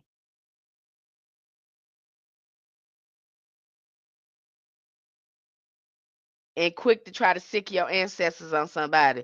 Now your ancestors want you to get somewhere and sit down and shut up. Your ancestors not your dogs. You don't just sick them on people. They want you to sit down and do your soul work. They want you to be liberated. But you so caught up in this other stuff, you can't get nowhere and sit down. So you got some people like that. They grabbing for this stuff, or they want to try putting people in pots and putting people in jars. If that's what you think hoodoo is about, you are sadly mistaken. You are sadly mistaken, especially when you come in contact with your aunts, your egungun, your most beloved ancestors. They gonna sit you right on down until you get somewhere and sit down, be quiet, and listen. They don't need you saying nothing. They need you listening more than you run your mouth. That's the reason why you got one hole in your face and two on the side of your head. You understand me? So, you got to be careful about what you doing out here. You got to be careful what you're doing and sitting up here grabbing this spell just because it look pretty. Oh, it looks pretty. They put glitter on there. They put all them herbs on there that's gonna smoke up the jar and you ain't gonna be able to read the damn candle. Oh, they did. I want to do that. Go ahead. Oh, I want them to read me because it sounds like she talking to me. It sounds like that reading was just for me. It's scary too because I see those storyline readings. They be getting, go look at them videos, and people love that. That's scary to me. That tells me there's a lot of people not wanting to do their work and they're walking around here in some denial. Some of them are in psychosis, and that is hard for me. When them folks come in, I have to read them. I got to peel it all back and bring them back to reality.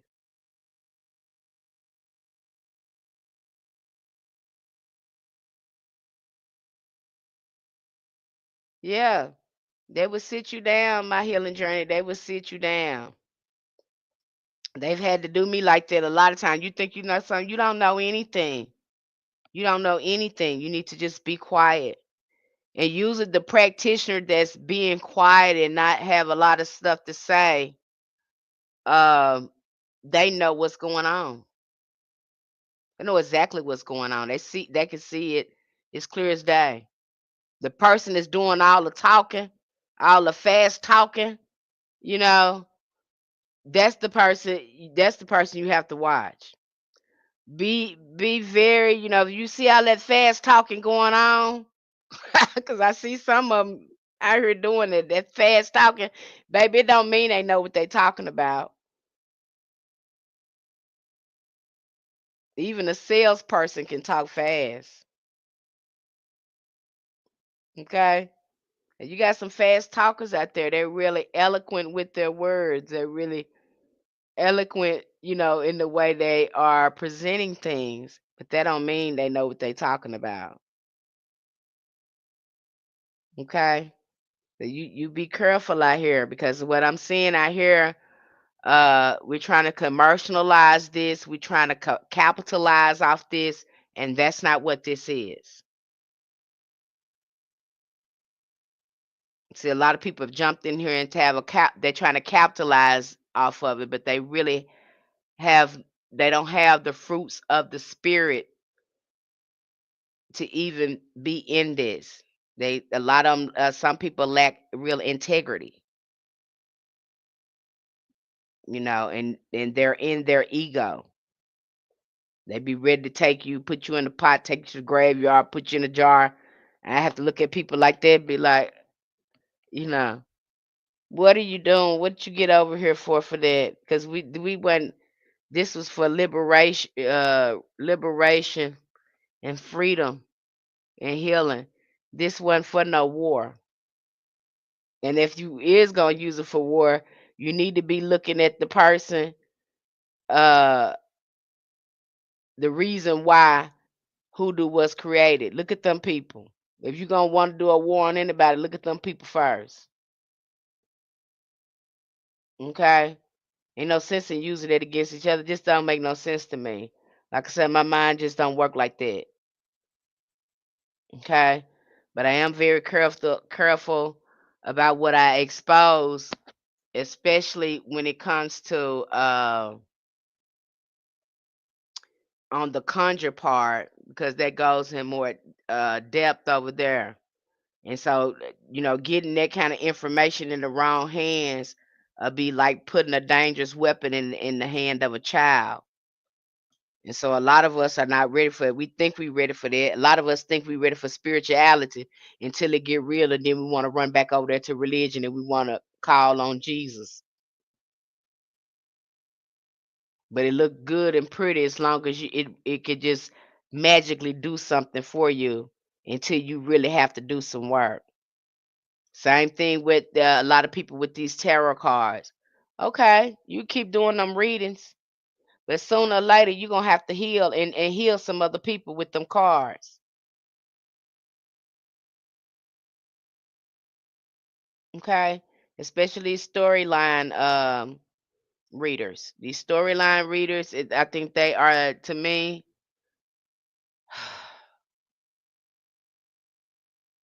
they are, they can be dangerous. I'm just gonna out and say it. That's the only word I got for it. They could be dangerous because people have these weak minds and they really believe this stuff. And really, I have to get on to them. Stop being a consumer and an energy drainer and get your own reading. Because I just talked about that. Some of you'll get the chance to see that too in your healing. Some of us are energy generators. We're generators. We can generate our own power. We can pour into ourselves. We can access our own ashay and magic with no problem. Then you got people who are uh they can't generate their own energy, so they seek out others. So the other person, they can harvest their energy to give them power. I talked about that. That's why motivational speak, especially in the United States. That's why we have life coach, and that's why a lot of people uh, do a lot of that inspirational speaking and stuff like that. They love that on here. You got some people that cannot, they don't know how to function without somebody pouring something into them.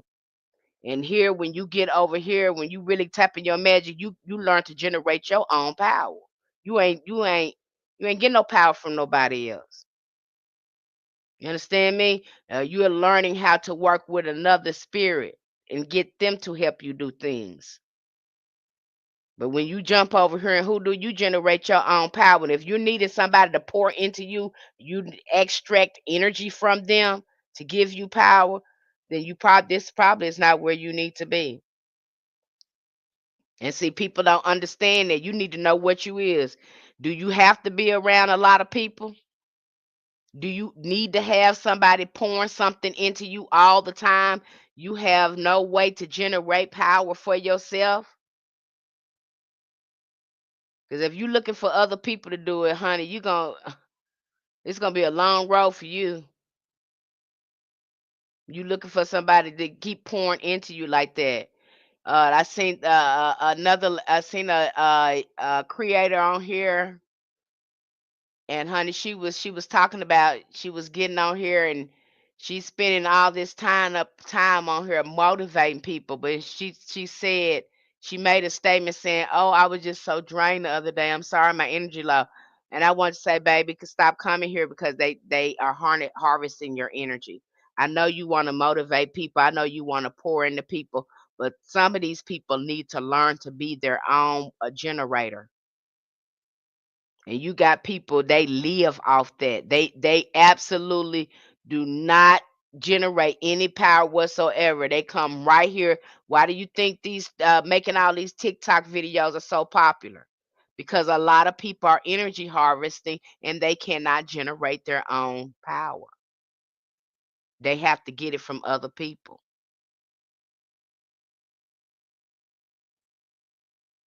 Now, if you need somebody to pour into yourself like that, honey, I tell you real quick, you need to get somewhere and heal. You need to get somewhere and sit down the hill and start with your affirmations, and get somewhere and do some self-love and pour into you, and stop reaching out for other people to do it, because it ain't their job. That's your soul work that you're supposed to do. And some people live off that. They live to come to social media and find all this inspirational post, and they can't make it without it. They don't have any internal power at all. So they have to have external somebody giving it to them. So I really think you really get a chance to see that when you start doing your ancestors work. Start looking what frequency you're on. Are your ancestors users takers, or are they givers? Or was it mixed? Are they fighters? Are they passive? You get a chance when you start doing your ancestors work, you start picking out them weeds and finding out what's up in there. But see, long as you reaching for spells and putting stuff on stuff, you never get a chance to see what you working with. But even that you're gonna see blockages when you ain't did that heavy work. So don't let the glitter and stuff fool you. Okay, just because you see something, it look pretty, that look spell, that look spell, look pretty, or whatever. You don't know the context. And just because people are sharing things on here, uh, doesn't mean there's full context with that. Some people are running with that. I have to break that down over there on Patreon, because some things that you thought that you picked up out of these books, Out of these mainstream books, these hoodoo books, you thought that, you know, a lot of them there is a not a lot of disclosure in there. So you're just getting bits of something. You're getting bits and pieces of a practice. But you get over there on Patreon, you get yourself a real high divine prosperity. You get over there on Patreon, you get you some real spiritual structure to hoodoo. You're not getting no pieces or nothing. And the first thing I'm tell you with start you off with your ancestors and shadow work before you do anything. And I'm not gonna be sharing those spells with you. You're the generator. You're gonna generate your own magic and authenticity. You're going to develop your own relationship with your ancestors. I will support you. I will mentor you. I will go over work with you. Um, if I can provide anything to you to help you, I don't mind doing that. But I'm not helping you like that. I'm not helping you by giving you spells and work to do. I can give you something generally do, and if you decide it work for you, you want to tweak it to what you want it to look like, you can do that. Because everybody's spell work doesn't look the same. You might have an air sign that's good with working jars.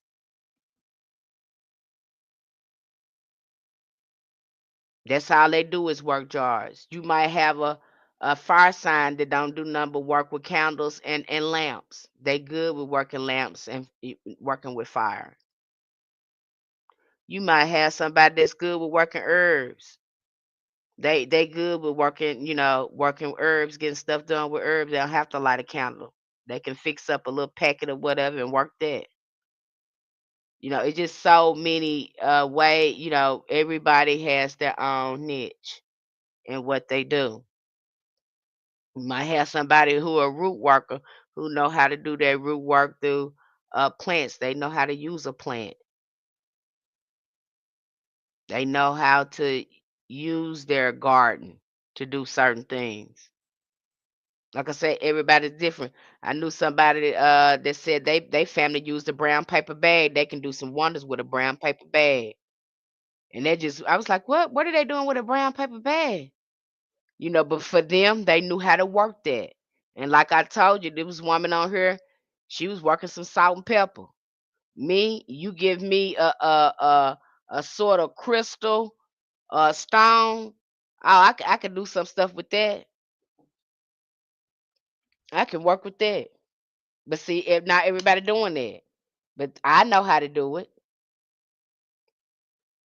I can work with a stone and do some fire hoodoo with a stone and some Florida water. That's just me. Everybody's is different. Some people know how to make mojo bags. They good. They can make a fire mojo bag.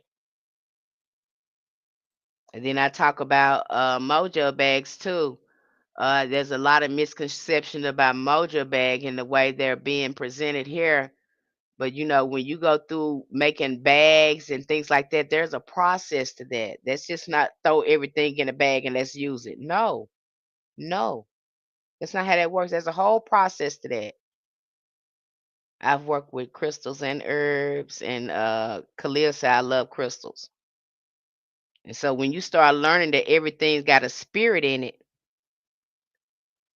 and you've learned how to communicate with spirit, which is your ancestors or whatever, you'll learn how to work with these other things. They'll show you how to do it.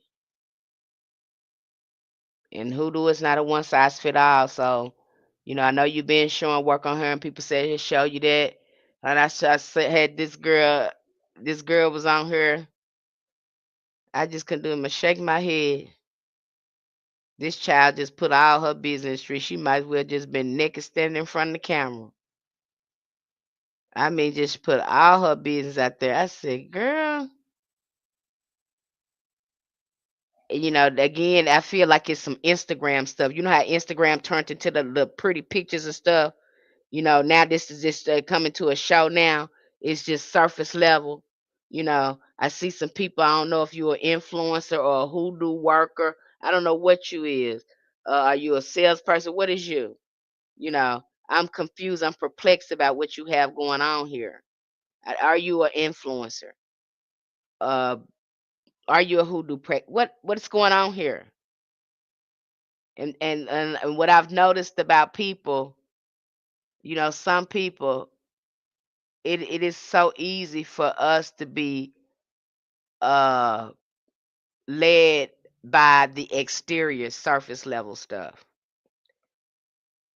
That you ask me, you know, I want to be talking to the hoodoo practitioner that don't come on here. I want to be talking to the I want to be talking to the woman in the back that's looking plain, not saying nothing. I want to know what she got to say.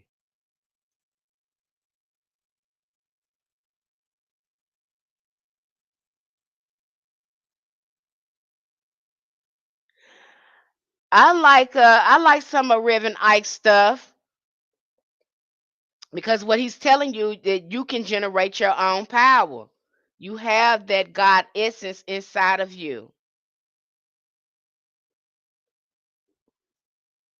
And meditating, I'm really big on meditating. I do a lot of journey work, uh visual meditation work, so I'm really big on that. I do recommend that. Uh now this manifesting thing, again, I feel like that manifesting thing has become commercialized again because everybody, the thing is finding out what technique helps you manifest. It's not a one size fit all. Hi, how you doing, Oni? Yes, chakra work is big because again, getting your energy together, getting your energy in alignment as well. But once you start, you get over there to Patreon because I don't want to share too much over there. But the only thing I can say with the chakras, as above and so below, when you really start going into the chakras, yeah, intention is key. So, and it's not a one fit of size that fit all for manifesting. People think you picturing it and you're feeling it. It's it's different for everyone. I'm so sorry, baby, that this thing freezing. Thank you for sticking around, Marlo. Thank you. Thank you, all of you on TikTok. So everybody is different. I think that manifesting thing, because again, that new age came in, and all this is falling up on this new age. Um, I don't want to go there with it either, but I know I had to get out the new age because the new age, the ancestors told me to get myself up out of there. They said, "Girl, if you don't get yourself up out of here, you get yourself up out of here." I think the new age, what was happening to me with the new age is when I was done with new age, when they got to talking about these galactic beings and these other beings that they was coming in contact with. And I still, a jury is out on there. I still got my thoughts on that. But when they start showing these entities looking like milky white people, I was out of there. I was out of there. I'd say I cannot do this with you new age people. I cannot. This is some type of brain damage or some. I can't do this with y'all. Cause it's again, I feel y'all did like the same thing with the angels. You know what I'm saying? Y'all made all them angels white like that. Come on now. Let I gotta stop that. Then you got the people with the milky white skin. I have to stop that because it starts to look like you start to look like the colonizers with this new age stuff. And since y'all wanted to look like that, I'm gonna let y'all have that because that's something for y'all. I got hoodoo. I don't have to do this. I don't have to do this. I don't have to make up nothing no more. And I come into some of that stuff, and then they make up. They will make up, stuff that's been around forever, but then they'll make it up and then call it something else. Like I have to get away rid of like they go into neo paganism. What are you talking about, Neil? Oh, you're talking about indigenous spiritual practices. Again, I have to be careful because it's look like some rebranding. It feels like rebranding to me. That's something that's already old. I'm sorry. That's just my take on New Age. So when the Palladians, yeah, when I start seeing that, I'm like, I'm done with y'all. I'm done with y'all, and I'm very perplexed. If that when you telling me that you can come into contact with something that's milky white and they aliens, and it's understanding myself, they come from a melanated universe. So I'm not understanding why they coming out milky white. I have to leave that alone. Like I said, my ancestors, they just told me, girl, get yourself up out of it. This ain't where you supposed to be. That's for them. That is for them. You know. So that I don't again, and then when you start looking at how the new age came on the scene, again, it looked like some repackaging and rebranding. That's what it looked like to me. I don't blame you. See, yeah, it's good. You ain't missing nothing. Glad you don't know what new age is. You know, first it looks very sweet at first. It's just like I was in there. I was in a group with some Wiccans, and it tripped me out with the Wiccans. And of course now there are more black witches coming out. But in the Wicca religion, it trips me out because they have that same thing too. Some of them, they are rebranding and repackaging. Because when I brought up the fact that Diana, this goddess that they worship or venerate over there, when I brought up the fact that she was a woman of color, they got upset. They got upset. I'm like, but she is though. Diana, I mean, this goddess that y'all venerating, she started off as a woman of color. So I see a lot of repackaging. Again, Wicca is more of a religion.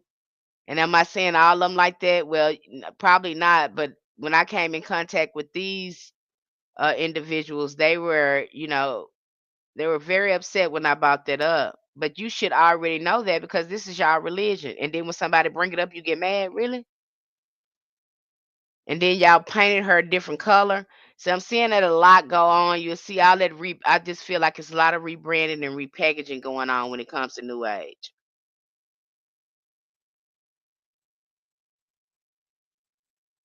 Yep, that's right, Coley Cole. Yep. That and this goes all the way back to the dark goddess. And then so when I look at Wicca, I have very complex feelings about that. And I don't want to say the wrong thing because I think it's a beautiful religion. But really understand the history of where they got some of these deities is going to be paramount. And just because you put them in there and you change them color, that they don't change the facts who they really are. So if you felt some type of way about who they really are, why would you even put them in your religion? I don't understand that. You know. So I just get up out of there. Oh, I love atheism. Yep. I love atheism too. So I don't understand it, but I do understand about the Wicca. What when I start really looking at the Wicca religion, what and everyone I have studied, they have had to study to understand possession, learn how to embody some of these spirits. They have always had to study the ATRs. You will see that when they study possession and they study embodying, because at some point they try to go in and embody these goddesses. You'll have a priestess that comes in and they embody the goddess. But in doing this and understanding this, they always have to research the ATRs on how to do this. See, this what makes me think too. They're not as older than we think they think they are.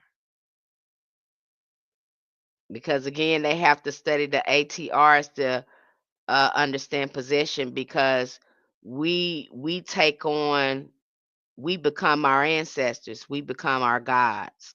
And so they study that to learn how to embody these goddesses in their circle. So when you sit, and I've seen that in a lot of, that's not just one uh book I've seen that in. I think I've seen it in two or three books. And then they follow the moon cycles as well. So when we look at the moon cycles, we going back to the great mother, the great cosmic mother, and we go back and look at her. She was a woman, dark woman of color. And so my thing with that in Wicca and some of them, don't be shucking and jiving with this stuff. Don't be rebranding stuff. It was okay the way it was. You know, just like they came in and those angels was dark skinned, and then they came in and made them another color. Now, why is you doing that, messing with folks' mind like that? It wasn't nothing wrong with it in the first beginning. But because you want to brainwash people and repackage stuff and rebrand stuff, and to me, you're counterfeiting it. You are counterfeiting something that wasn't even broke. So I just I don't approve of some of that stuff. I had to get myself up out of that. And I could, my ancestors didn't want me in it. They hurry up and told me, girl, if you don't get yourself out, this ain't you. This where you supposed to be. You sit right over here. You stay right here. I don't care how pretty and flashy that stuff is. You stand right here. You got enough right here for you. You don't need to go nowhere else. And I just follow that direction. And I think I did a video on there years ago about the new age. Don't get caught up in that, because they go through these twin flame stuff, have people jacking up their whole life with this twin flame stuff. you know then now we're going into this channeling these different beings, Palladians and all this stuff, and I can't get with it, because again, these folks is milky white again. Ain't no, and these, you talking about a melanated universe, and these things is milky white? Really? I don't understand that. So I have to get away. I have to get away from that. I have to get away from that. Sound like some counterfeit to me, something you making up. Because to me, if you were coming in contact with any alien, so to speak, them things wouldn't be white, not milky white like that. Them things would be brown or something. Now, this is something going on, I don't have the words for it. I've never had an interest in Wiccan and New Age. It's getting on my nerves with their Indian spirit guides and star seeds. Yeah, because they go with the star seeds too. And that's another thing. You see them talking about the star seeds too. I'm like, what the hell? They will repackage stuff, they will rebrand stuff, and start calling stuff somewhere else. I remember I went to a metaphysical church,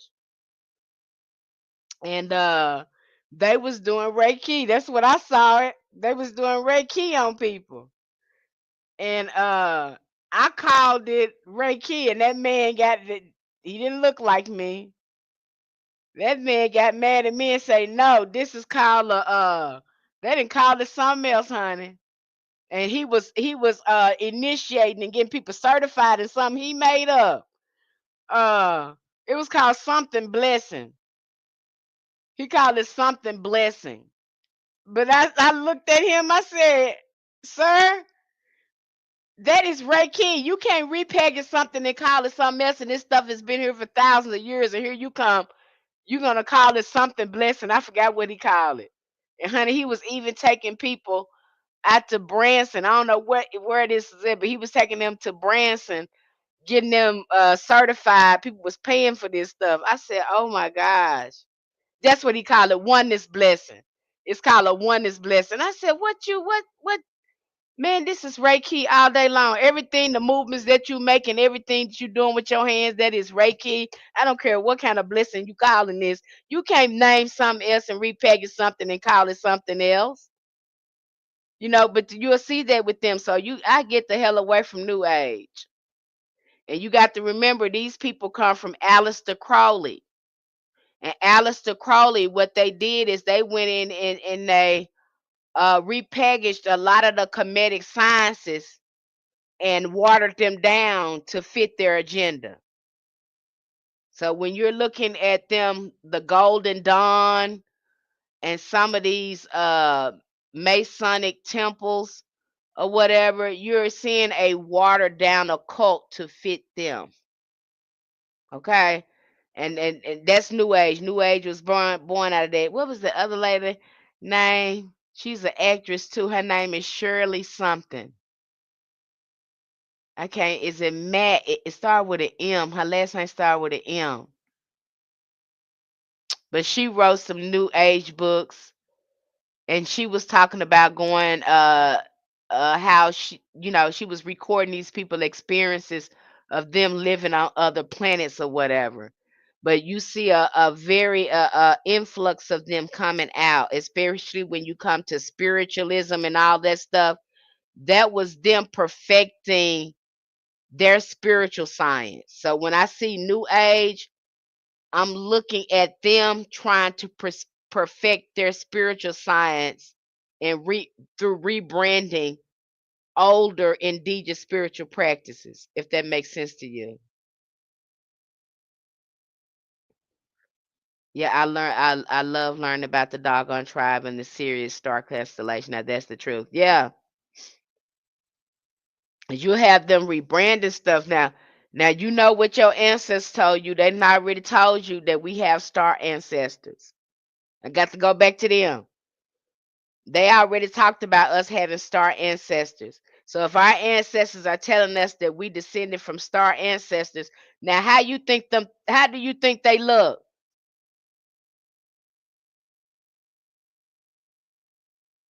If the ancestors is telling you they descended from star ancestors, because you have a lot of indigenous cultures that they talk about their star ancestors. Now if they telling you that, especially in African in the ATRs, and you will see that among the indigenous Americans as well.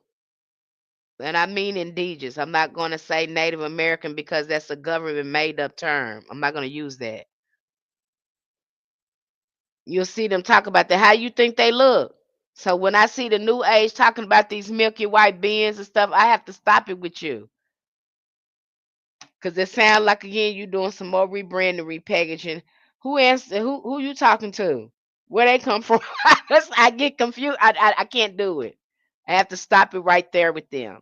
And so when I start doing that ancestor, you say you need to get yourself up out of here. I don't want you looking at another New Age nothing. That's nothing but a confusion. They're just repackaging something that's old and calling it something else. And they seem to do that pretty well. They'll come in there and they will learn from indigenous people and they will repackage it and call it something else. That's what you see going on with this. So I stay away from that. And you can hold Aleister Crowley responsible for that. He kind of paved the way for that new age and that spiritualism stuff with their spiritualism movement when they was doing the knocking on tables and chairs and seances and stuff like them. That was them trying to perfect the spiritual science that got from us. We had already been doing that. Hi, how you doing, Crown Bruja? You know. Yeah, Marlo Tyson, you'll see it because I studied that stuff for a long. I started off with New Age too, so you really have to be careful with that. Hello, Miss Penny, and everyone in chat. I've been in meetings all day today. I have to rewatch the live. That's okay, Monique. You can, but you got all the juicy stuff over there on Patreon. So I'm just doing a little a little topic right now. Girl, start with your ancestors, girl. Don't start with that other stuff. Let's start with your ancestors. Do not start with that new age stuff. That stuff have you confused. They have you out in twin flames. And I told you about that man. I was going out to the paranormal. We had a paranormal event that we used to have in Arkansas, and they did this fundraiser to bring, to help the museum raise money. Matter of fact, there was supposed to be a ghost in that museum. That's another reason why I didn't like to go in there. You can feel something in there. Anyway, I'm not going through that. Don't get off the topic, Penny. The ADHD kicking in. Um, this man was talking to me. He was from Rogers, Arkansas, and he was really trying to get me to come down there to Rogers, Arkansas. I'm good. I'm at the job. Tapped in to show love, support. Thank you so much, Crown Bruja. Thank you. Yeah, African religions have been talking about spirit communication all along. White people should start exactly in the 1900s. You're right, my healing journey. You're right. Cause see, they was demonizing us for it. Thank you, Bruja. Thank you, Crown Bruja. I appreciate you. Uh, they've been talking about that. Like I said, in the 1900s, that's when you have them coming out trying to perfect it. You know why? Because you got it from somewhere else. What do you think that witch hunt thing was about? What do you think that thing witch hunt's about? Who you think they came in contact with? Because when we go back to Tituba, uh, her family taught her necromancy, and then you got her going into the colonies, and a lot of them hadn't been exposed to that type of information. I think another good show to watch to give kind of catch you up with that, uh, because you're seeing two things kind of go on there. You seeing a darker skinned people being oppressed, and then you're also seeing the spiritual practices of women being suppressed at the same time. And so you have these women coming in contact with each other. But a good show to watch is Salem. Salem is a good it is an old show. I think you can catch it on Hulu, but that show is awesome. That gives you some real inside information because they do a lot of research. When they make these movies and shows, they do a lot of research. So a lot of that stuff that be factual, just like you saw in Sinners, that lady said she had to research Hoodoo and all that stuff. They have to do all that when they do these movies. So a lot of that's why a lot of what they put in there uh is real. Okay. And see, Hollywood use a lie to tell the truth. I mean, they use the truth to tell a lie. And politicians, they use a lie to tell the truth. Okay. So you a lot of stuff that you see in these shows and movies, they be really dropping some factual information if you pay attention to it. All of it is just not for entertainment. They put some research in that. Okay. But you'll see them do that. So, and I had that man from Rogers, Arkansas. he was he had bought some land down there, and he was at the paranormal event, and he was trying to get more people to come down there because he had some activity going on there. He was trying to get me to go down there, and every time he was trying to get me to go down there, ancestors said, leave that man alone. That man got our ancestors on that land. That man ain't supposed to be on that land. And so he would kept asking, he kept pressing me.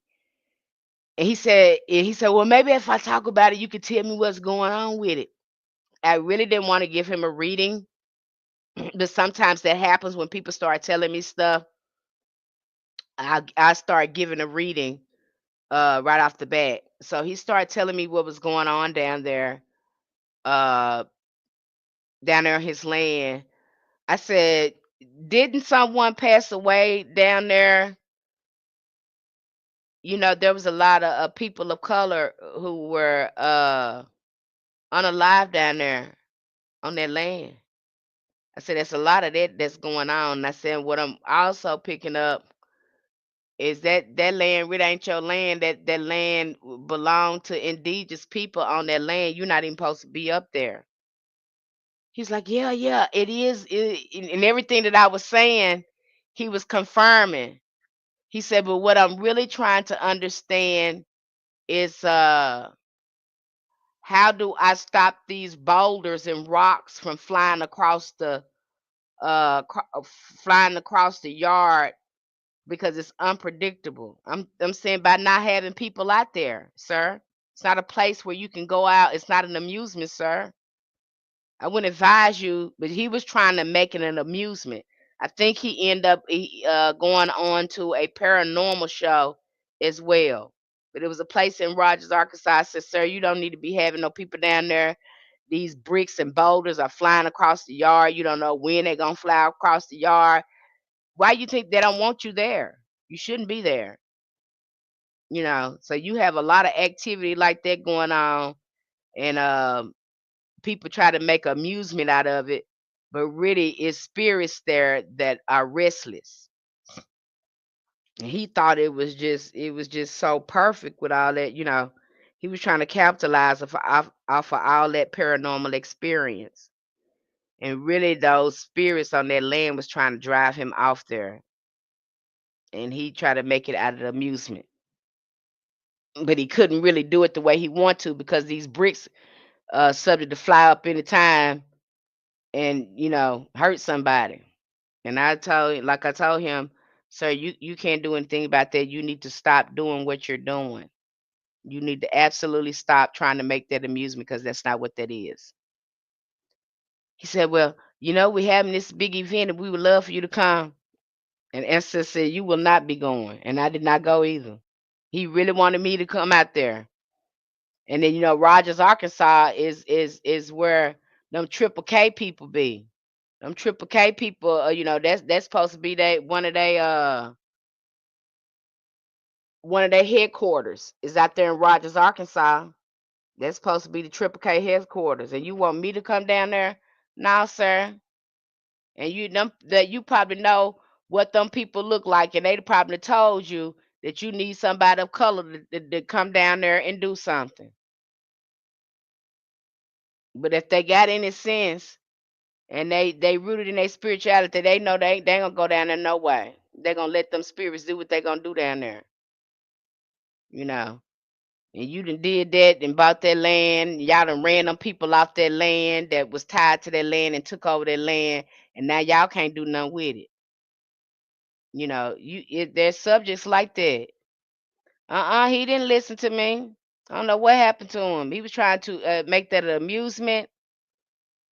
But the thing about it, and I think he knew it, that they know some of these places that it's gonna take some type of link or connection with a person of color to get those, to settle some of those spirits down.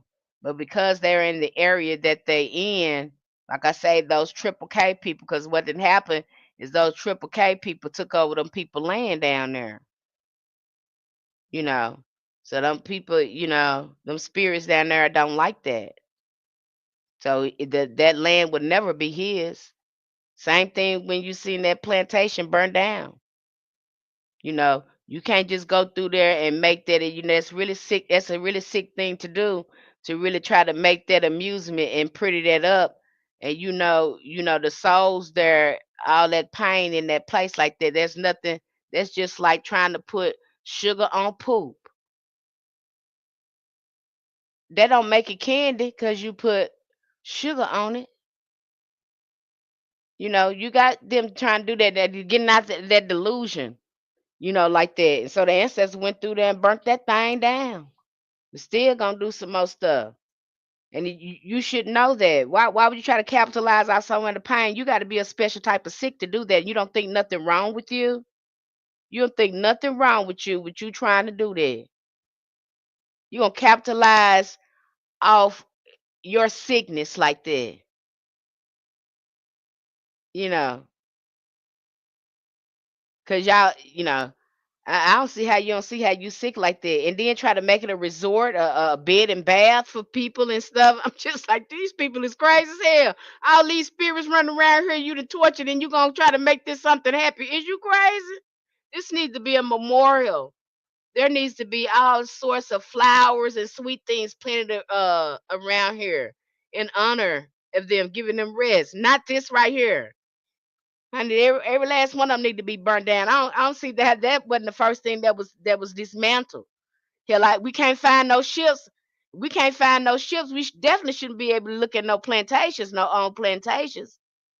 And you can go down Highway 65 in Arkansas, and you can see them old. Well, I don't know if they still up now, but honey, you can used to see them old plantation shacks sitting up there on Highway 65, going through Arkansas, going through the back way of Blackwell and Morrilton, and all back up in there. You used to could see them old shack houses.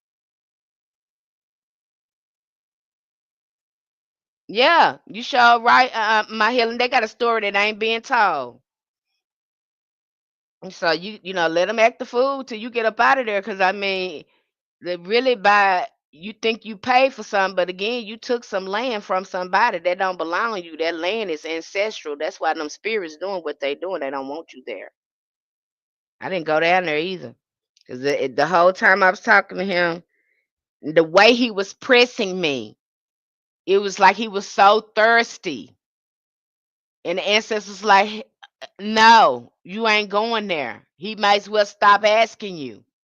You're not going there. You've already told him what was wrong with that, so you're not doing it. You know, he extended that invitation a couple of times, and I was like, because you felt icky just coming over here to me, telling me about that. And so, yeah, when I look at that new age thing, I just, again, look at what you're looking at, because when you start looking at that, you be like, this, oh, our ancestors talked about this, but they called it that. That's just like uh Reiki. Reiki was done in Kemet. And then when it comes over, it's called something else. Yeah, when it did, because that's what's the name did. And I used to like her too. Doreen Virtue got scared and ran back over to the church. And if I'm not mistaken, I think I want to say she was more on the Wiccan side. I don't know. But she ran back to the church, honey. You get a lot of them to run back to the church because again, you're messing with something that you have repackaged and rebranded and try to claim for yourself, and it was never yours in the first place. And you'll see them do that. Now, it is some of them that are talented. I'm not gonna say they're talented. They're not talented. But again, you really have to watch some of the things that they are bringing forth, saying that it's new and it's not new, especially when it comes to their channeling and stuff. And they telling, I can go, and I don't even want to get on that subject to inner space and outer space. I don't even want to go into that because they let you know when they're going in channeling these aliens, they let you know there is no outer space. The astro realm, astrology, they let you know it's in the astral realm. It's inner space. It ain't no outer space. You understand me? In order to get outer space, you got to go inner space. That's why they're able to contact these deities or these aliens by channeling. You understand me? See, they playing, I feel like they playing with our mind too when they telling us they going, we're an astronaut. You're an astronaut because you probably going into the astral realm.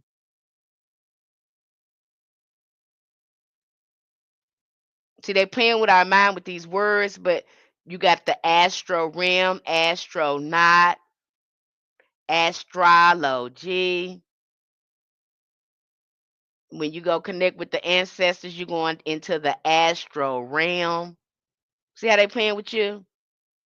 It's all in here in the first place. And so when I see especially that Bashar, and it's another one out there that channels and stuff, when I see them channeling, I really don't have a problem with the channeling. What I do have a problem with is when they show you these images. Them things be milky white. I'm done with you because you did that with the angels, and I'm just not playing with you no more. I'm done.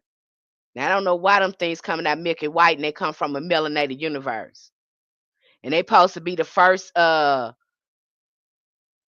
first aliens. Them things wouldn't be no milky white. You know, use your common sense. You got common sense. I said, let me get the hell away from here. Cause shit, y'all still trying to brainwash people. I, don't get distracted with that. Okay, don't get caught up in that.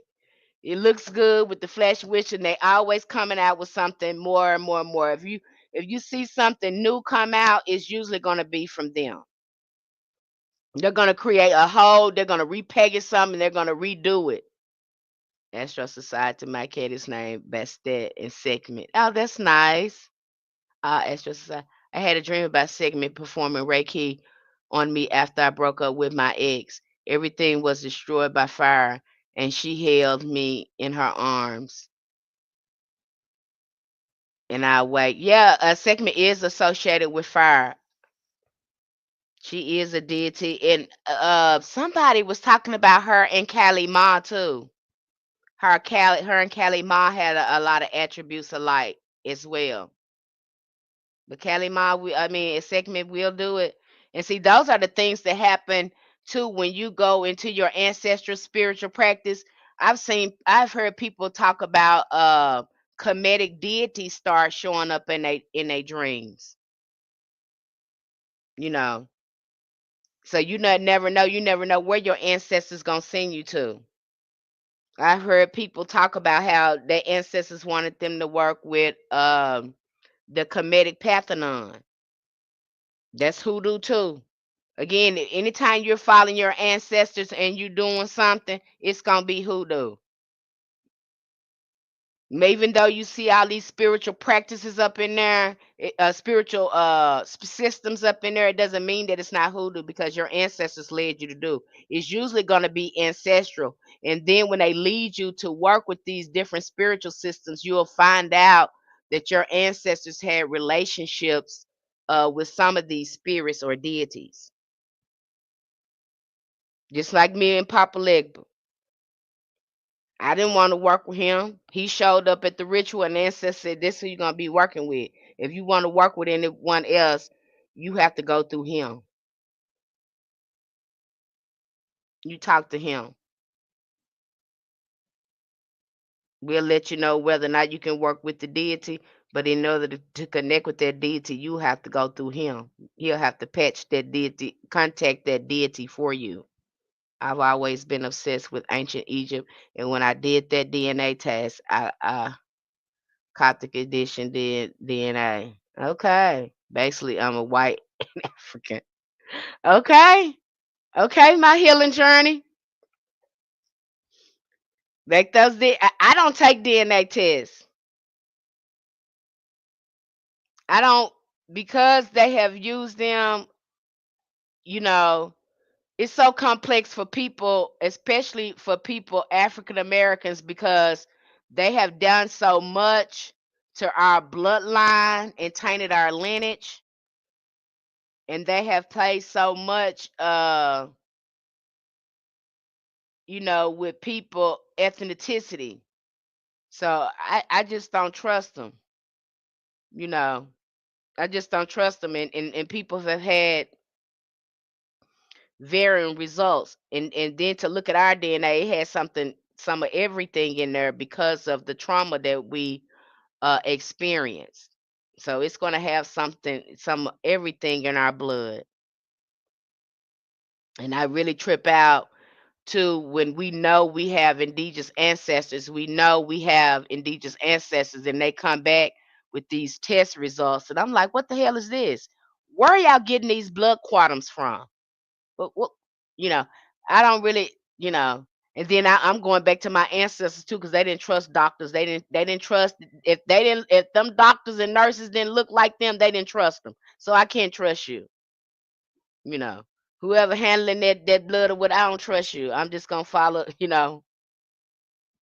I'm gonna follow that because I know every chance y'all get, I've never seen you do anything right. Y'all had that woman sitting up in that bed pregnant, and that woman was passing away, but y'all still left her up in there like that, and then just decided to go ahead and release her. Now that's a special type of sick. Now why is you doing that to that woman like that? See, I see nothing has changed here. You sitting there experiment with this woman like this. You know, I did it because I was told I'm not my dad's daughter. Come to find out I am. Okay, that was more of a DNA test. You're trying to a paternity test. That was a paternity test. But I'm talking about when they try to tell you where you is, and especially Black Americans.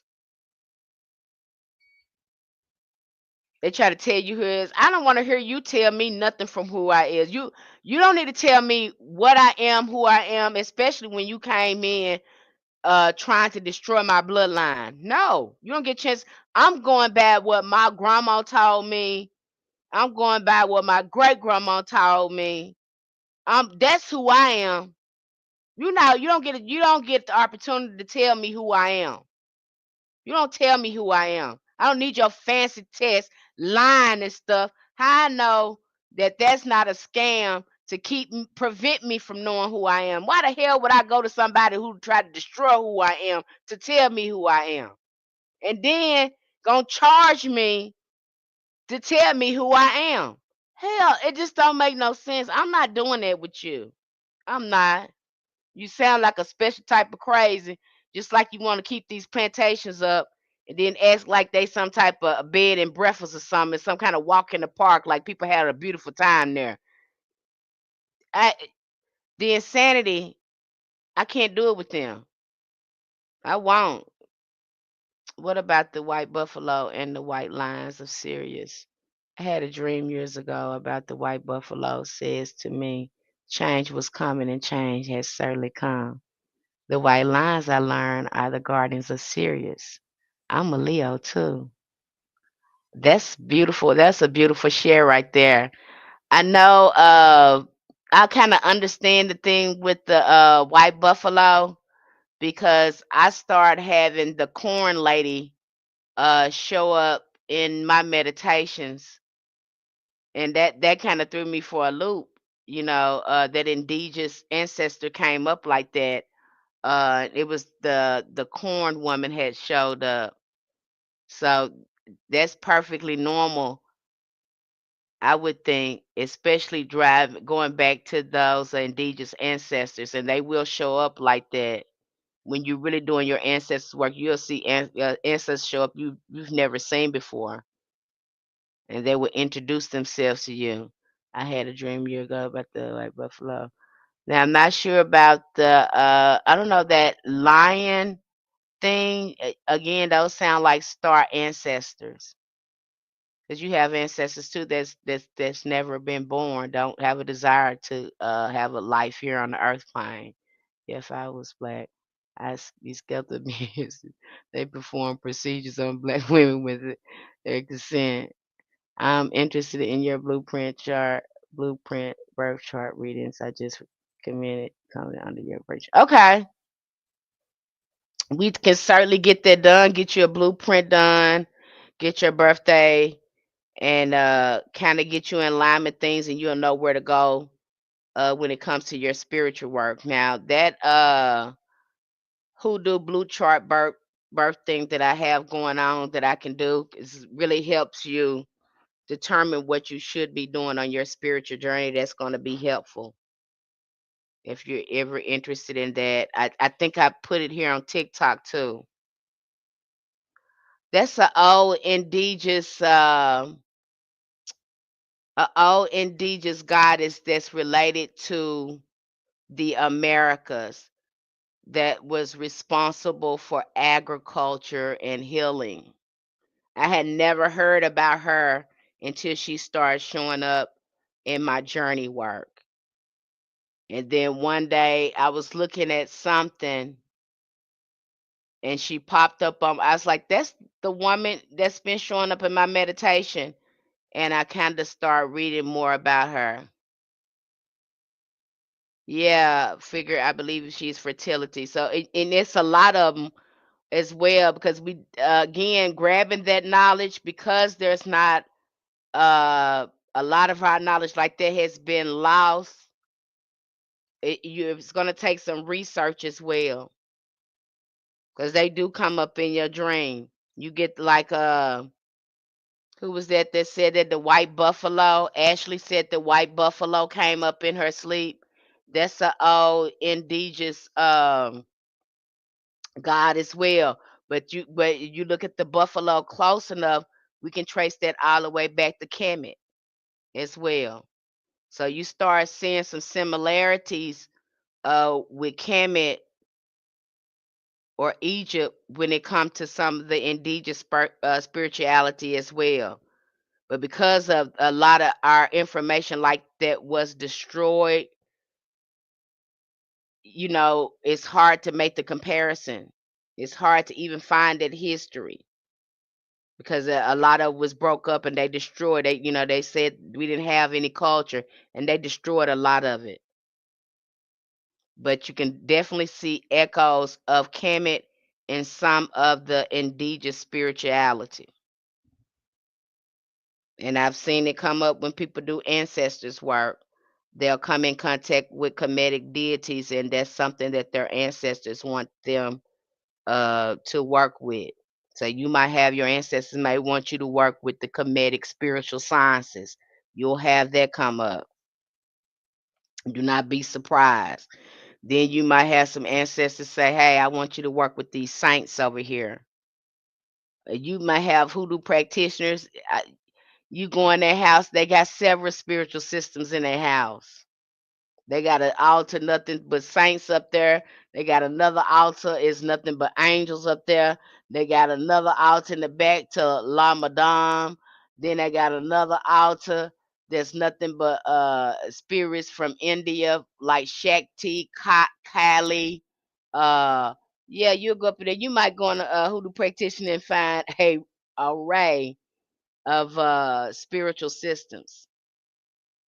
Now, Obia, I'm probably pronouncing that wrong, you guys, but Obia is like that too. But Obia was so powerful, honey, they outlawed that because Obia was shutting people down. That's a very powerful spiritual system. But from what I've been told, you have to be born with that ashe in you. And it's certain things you have to study to master it. And that's a very powerful, and that is Jamaican. I'm sure that's a ATR too. That is from Jamaica. It started in Jamaica. That's a very powerful system. And some of them old Bill priests can say one word and put you down on the ground. There is no hierarchy there, with them. It's almost like Obia is almost it's like these are people that have certain secret codes to the universe and they can do things. They have access to do things because they have these certain codes and keys to the universe where they can go beyond certain barriers. And that people were petrified of them. Petrified of the old bell man or the bell woman. You ain't want to mess with them people. You want to leave them people alone. And see, when you mess with them people, that made their magic even more powerful because they use that energy and turn it right back in on you. And again, these are people. Their voice, their sound, they're able to do certain things that other people can't do. I advise you to start looking more into it and researching it because that is a powerful spiritual system as well. Obey. You don't want to miss some people. And then from what my understanding is, a lot of them are born with that ashe in them, and the things that they learn is beyond the occult. It's beyond the occult. You're not gonna find uh learning about Obia, you're not gonna find a book on that. These people are born with some type of special ashe in them where they're able to access go beyond barriers, you know. You study I studied it for a long time. I think I did a video on it on my YouTube channel. I dive in there deep, but once you look into that, it's infathomable. Some of it is infathomable. You're just like, what? What? That's another powerful spiritual system.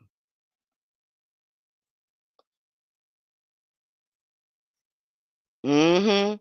And you'll have that coming. See, that's when you having to research something and stuff come up in your meditation, that's a good indication that that is true. Because you can go back and test the information and test the spirits. Now I've had some stuff to come up in dream work. When I did a shamanic journey to the Orisha, and I asked my ancestors could I do a journey. Yep, Marlo Tyson. I'm on YouTube too. And I did a shamanic journey to to go see the Orisha. Now a lot of people said that wasn't possible, but like I said, I asked my ancestors could I do it, and they took me.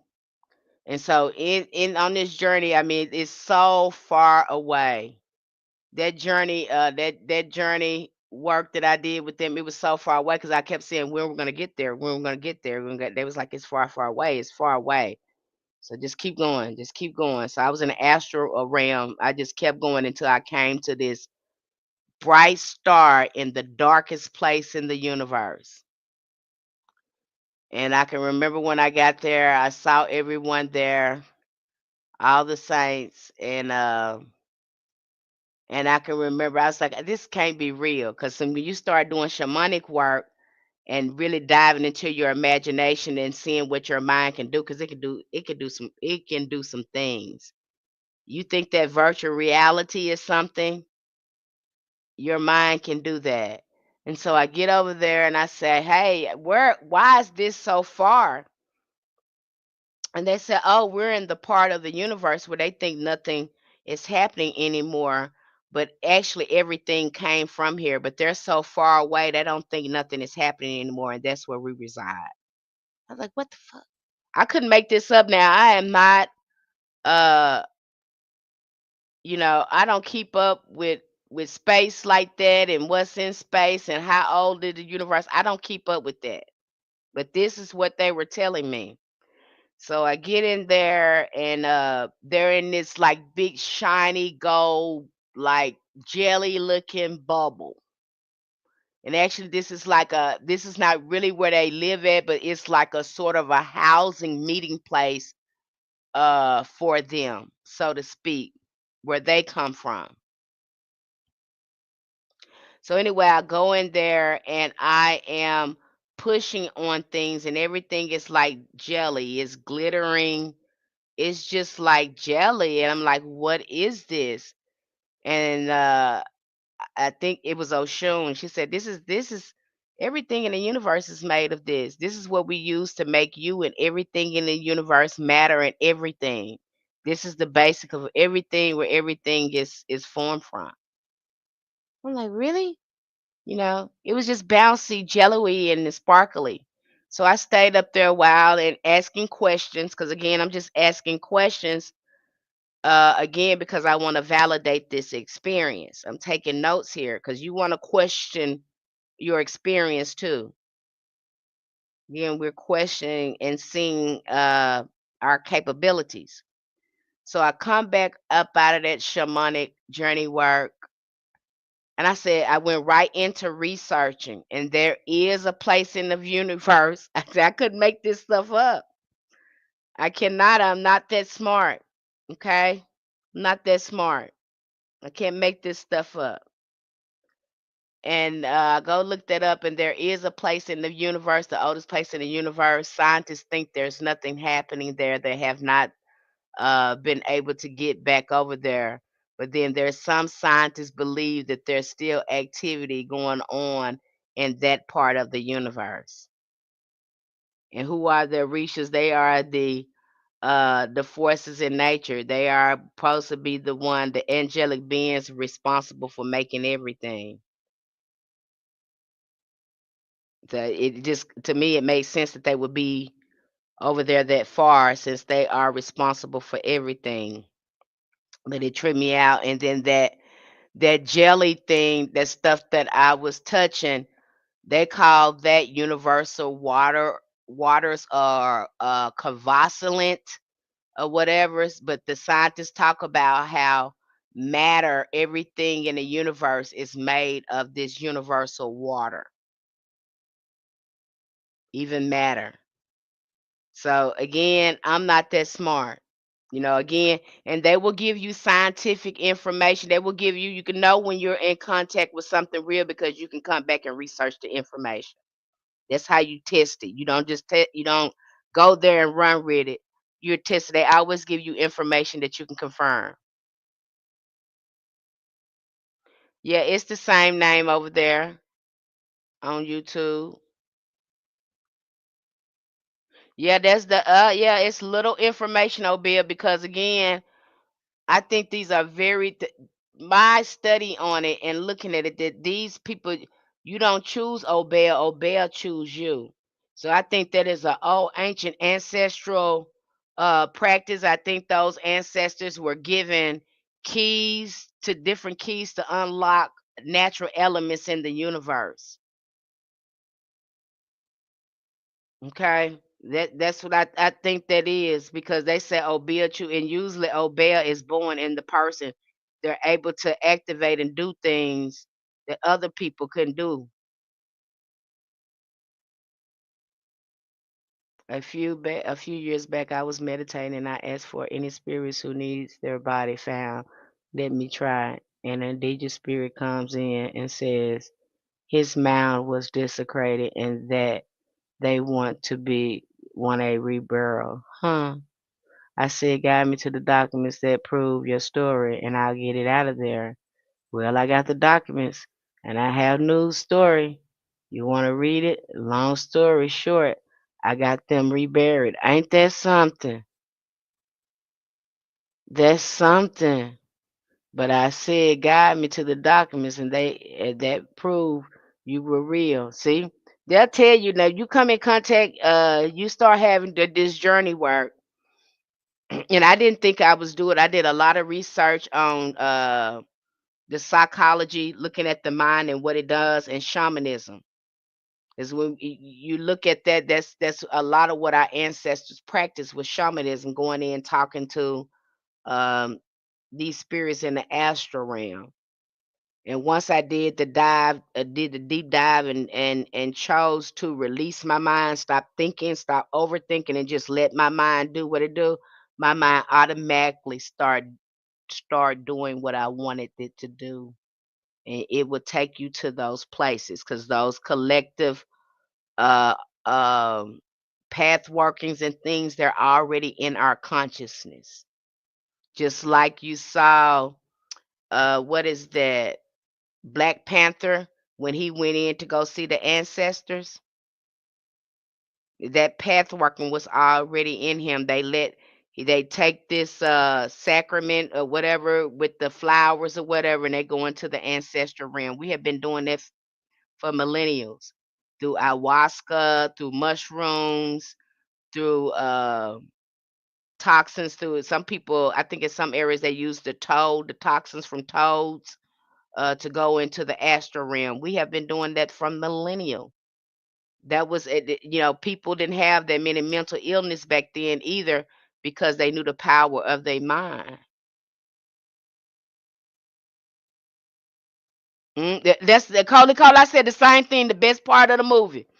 And I say, oh my gosh, they dropping pearls in this movie and people is missing it. When I seen that part, I said, oh my God, they dropping pearls in this movie.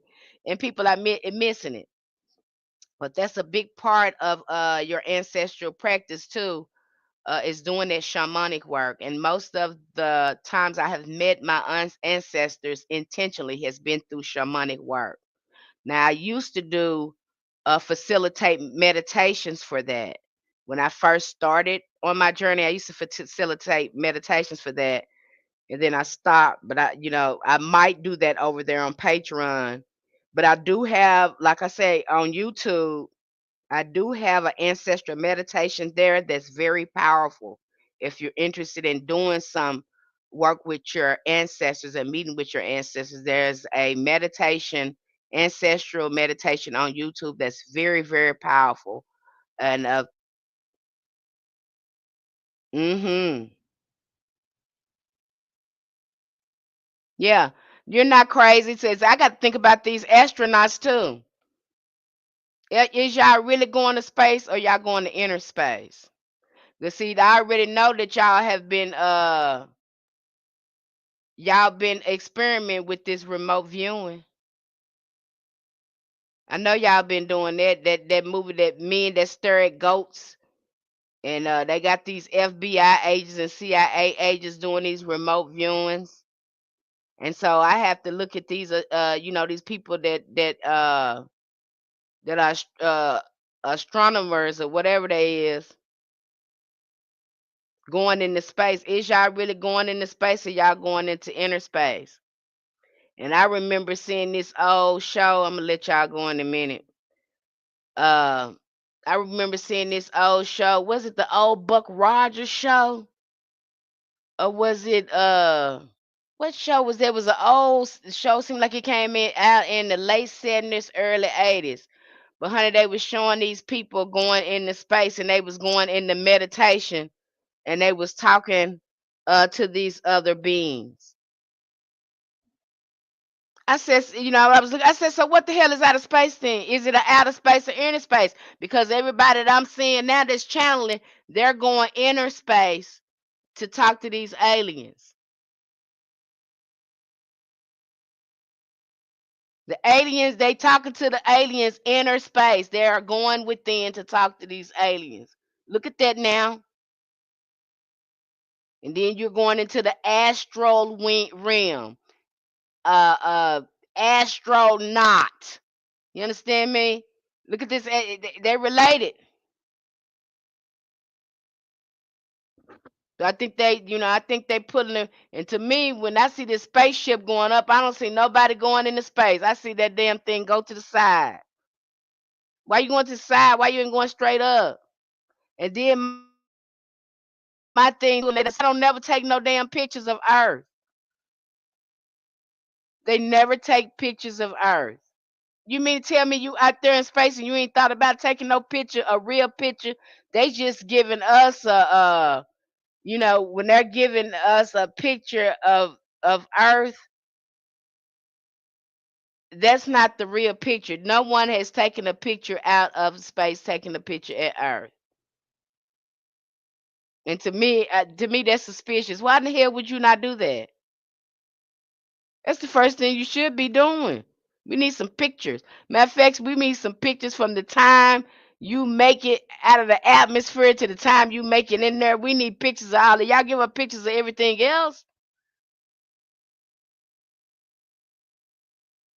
Yeah, I think they be doing a lot of green screen stuff. See, I just don't trust that outer space thing. Especially when it's evidence of y'all faking going there when y'all told people y'all was going up there. It's evidence that y'all faked that, you know. And then the simple fact too, you don't take no pictures. And then too, when you see these aliens, it's like these so-called, let me say, I don't want to call them aliens, UAPs, because they didn't gave them a new name now. They used to be UFO. Now they call them UAPs. See, they changed the name of it. But these things, they seem to come in and out of reality, like they're going in and out the astral realm. So are they really coming from space, or this is another astral dimension that they're coming in and out of?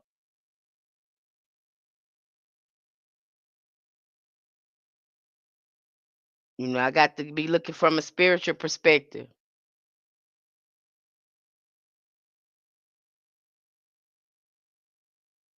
Yeah, because these people are doing this channel. They not going into space. They going on inner space to access these aliens. And then when you so-called see these UAPs or UFOs, they tend to they come in and out. They're able to move and go out of reality like they were never here, and then they pop back in. How is that happening? You know, really, really going through portals. I can't with my healing journey laughing at me, honey. Honey, they talked about when I seen them in the New Age and they start talking about these milky white aliens, I had to be done with them. Hell, I'd rather for them to be green. Why come they ain't blue? If they was blue, that makes sense to me. If you told me you saw some blue aliens, that would make sense to me. I would go with that. If they was purple, I would go with that. If they was green, I would go with that. But when they come out Mickey White like that, them folks, them things ain't melanated. Where the hell you get them from? They ghost? Because they look like you might be talking to a ghost. Now I could believe that if they was green, if they was purple, if they was blue, hell, if they was jet black, I can believe that. But you gonna give me something that ain't got no color? Hell no, I can't believe that. I mean, they coming from a melanated universe. And then you're talking about the oldest species. They supposed to be older than us. And we already know the oldest species would have been melanated. Science is already, it got to make sense to me. And if it ain't making sense to me and the ancestors told me to get my tail away from there, that's exactly what I'm going to do. And that's what I did. So, be careful out here with these folks because sometimes you got this new age stuff. And again, you got these people rebranding stuff and calling stuff something else. I told y'all about that man that then called Reiki the oneness blessing and was down there certifying them people in it. I said, man, that is Reiki all day long. Why you gonna take these people's stuff and call it something else? Why y'all keep doing that? And repackage it and put another label on there like you doing something new. You know, it's just like that. I was watching something and the girl was talking about she can do people hair. What was she calling it again? She was calling it something curl, a something curl, and this was new. And I said, "Girl, that's a Jerry curl all day long. I don't care what you're talking about. I don't give a damn what you're talking. That's a Jerry curl." But they calling it by another name now.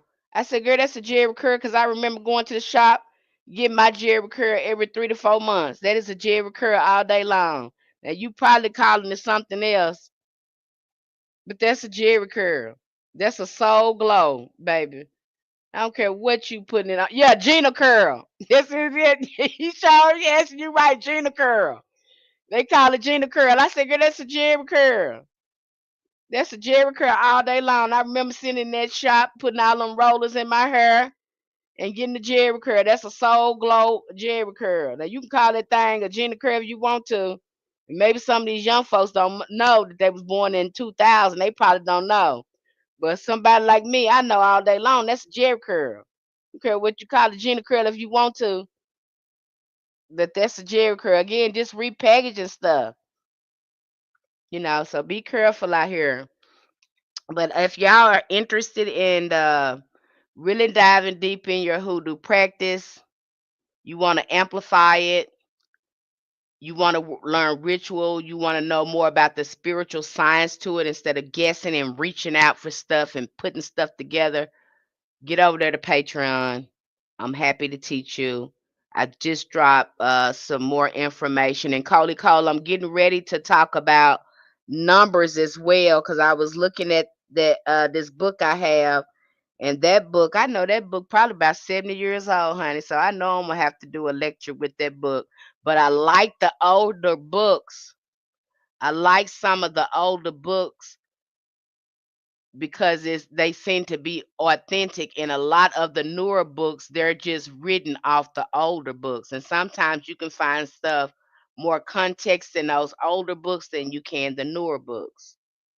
But the older books can be a hard read sometimes. So that's why I do the lecture with it, so you'll know what to look for and grab out of there and make it an easier read for you. Yeah, because I mean I got some books over there that's over 100 years old. They are, in my digital library. I got some books over there 100 years old. And I have to, it's a good idea because the way they are written, the language that they use, it can be a little bit of a hard read. So that's why I do a lecture with it. So when you go through there and look at it, you'll be able to grasp it and understand it.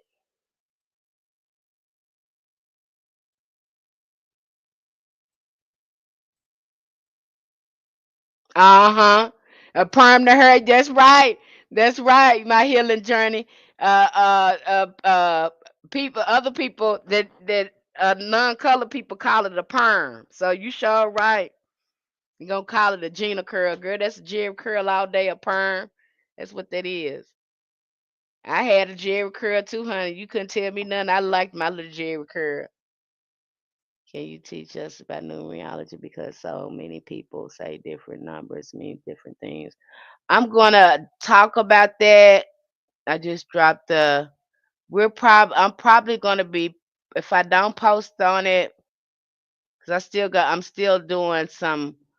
Uh, I- I'm still posting some other things for my ritual. People in the ritual and in the conjure. And so I say by the end of this month, I will be talking about numerology. And numerology comes up a lot in the tarot cards as well. Those are important too. When you see the ones, the twos, the threes, that tells a story too. That tells a lot too. Now you got a lot of people out here reading this tarot. I've seen people read this tarot and give these tarot cards different meanings because they haven't studied it. They think it's something flashy and they pick it up and they start with these storylines with these tarots. When you don't have to do that. The tarot is speaking. All you gotta do is read it. That's all you gotta do. You don't have to put nothing flashy on it. You don't have to do that. It's gonna do that all on its own. All you have to do is read it. You don't have to come out here with no storyline. The spirit is telling me that this is going on with you, this is going on with you, and this is going on with you, and he's doing this to you, and you supposed to do this. You don't have to do that. Yeah, I don't like that. That gets on my damn nerves so bad.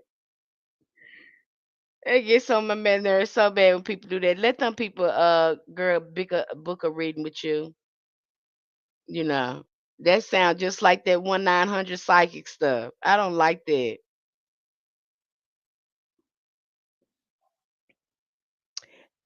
A lot of these numbers came into play because of these angel numbers.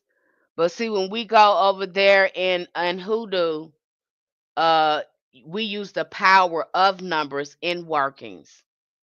You'll have some things you write down 3 times depending on what you do. You have some things you write down 5 times. You might have things you write down 9 times. I have people that say, hey, when you invoking a spirit, say their name 3 times. So really knowing the power of the number. So those are the things that we're going to be talking about over there.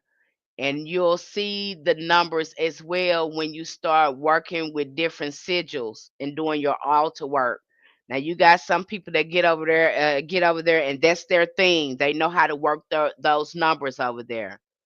And yeah, this universe is built on numbers um, to simplify the meaning of things and how the universe is constructed.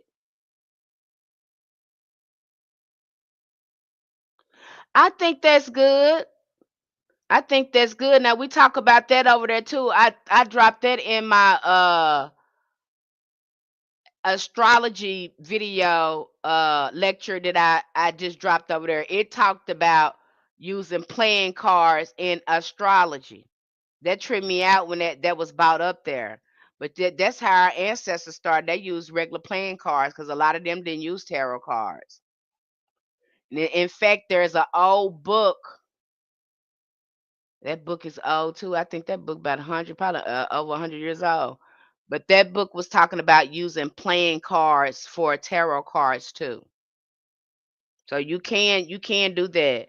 That's how they used it. They was old school. A lot of them didn't have use tarot cards, and then they was trying to stay under the radar. They used playing cards. Yeah, you can get a reading by me.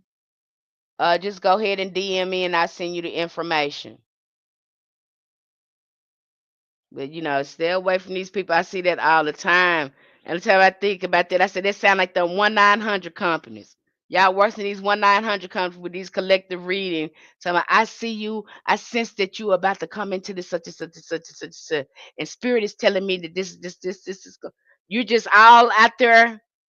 That spirit telling you about all them people. I've been a reader for a long time, and anybody that's been reading for a long time, a tarot reader, they are not going to do that. We just do not do it. We know how precious our energy is, and we know how irresponsible it is to be doing that. Okay, and that is just a marketing strategy to get people in there, and they're using it for a real reading, like it's directly for them, and they run with that. And then they go to a real tarot reader, and then they'll use, well, I just had a tarot reader on there, and they told me that I was gonna be this, that, this, that. Girl, that was collective reading. That wasn't a reading for you. This reading is for you. I don't care what they told you on this collective reading that you done took and ran with, like a lot of y'all doing, knowing that your life it needs more work on it than what they're telling you. And again, that is a marketing strategy to get you to book with them. A real tarot reader doesn't do that. They don't want to do that. They want to stay as ethical as possible with that. They want to give you a reading for you. They don't do irresponsible stuff like that. They just don't. And a lot of them ain't gonna spend their time up here half of the day doing no tarot readings with you either. A lot of them won't do that. Because again, it's our energy. We're not gonna waste our energy like that. We're just not gonna do it, you know. So be safe out there. Be safe out there. Okay, you guys, I'm gonna close out. Again, get over there to Patreon, see what we got shaking and moving. If you're ready to get serious about your hoodoo journey, you want to understand the spiritual science behind it. You want to start running and grabbing things and not knowing how the components of things work. Get over there. You go at your own pace, and I'm gonna, share everything I can with you. You know, and I really don't know how much I know until people start bringing up other topics, and I start talking about things, and I be like, dang, I read that book. I read it for a couple years. I picked up a lot by reading it, didn't I? People using AI for readings. I pass old school humans for readings and stuff. Wait,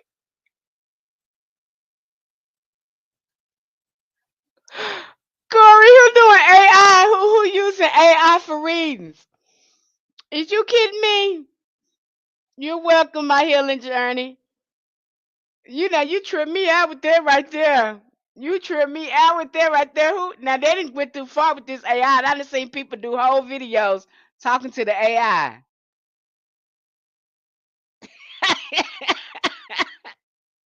They're going too far with it. The thing is supposed to help you uh do some of your work, or help it make things a little bit more easy and simplify things for you. Now you this thing right here, we're going too far with this right here. This Corey said them people. Coley Cole said them people is getting readings from the AI.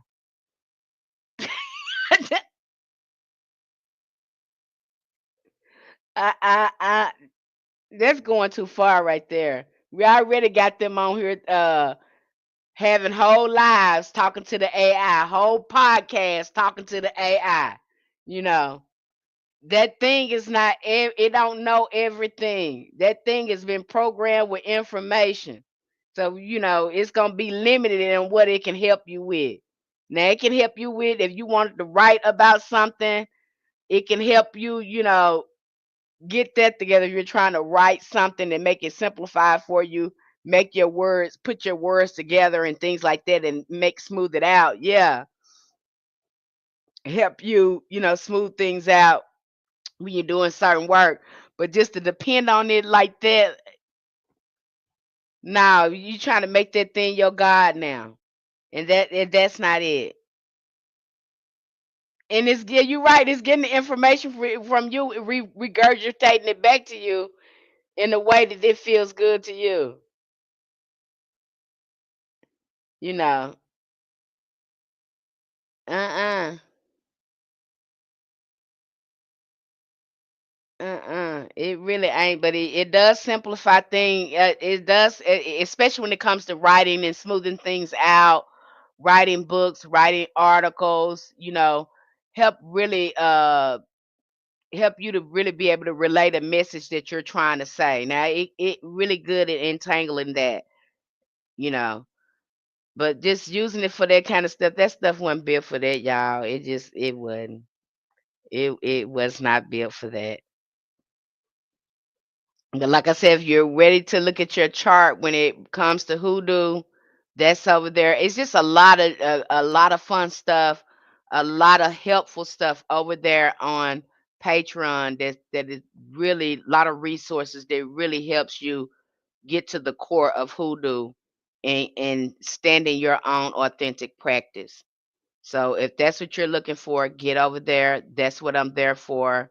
And I thank you, Marlo Tyson.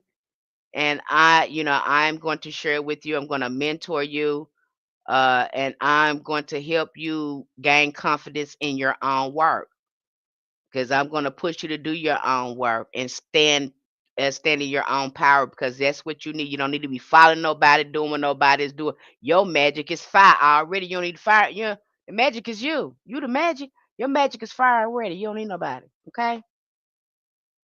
All right. All right. I'm closing things down. You guys have a great night. It's night over here. A great day. Okay.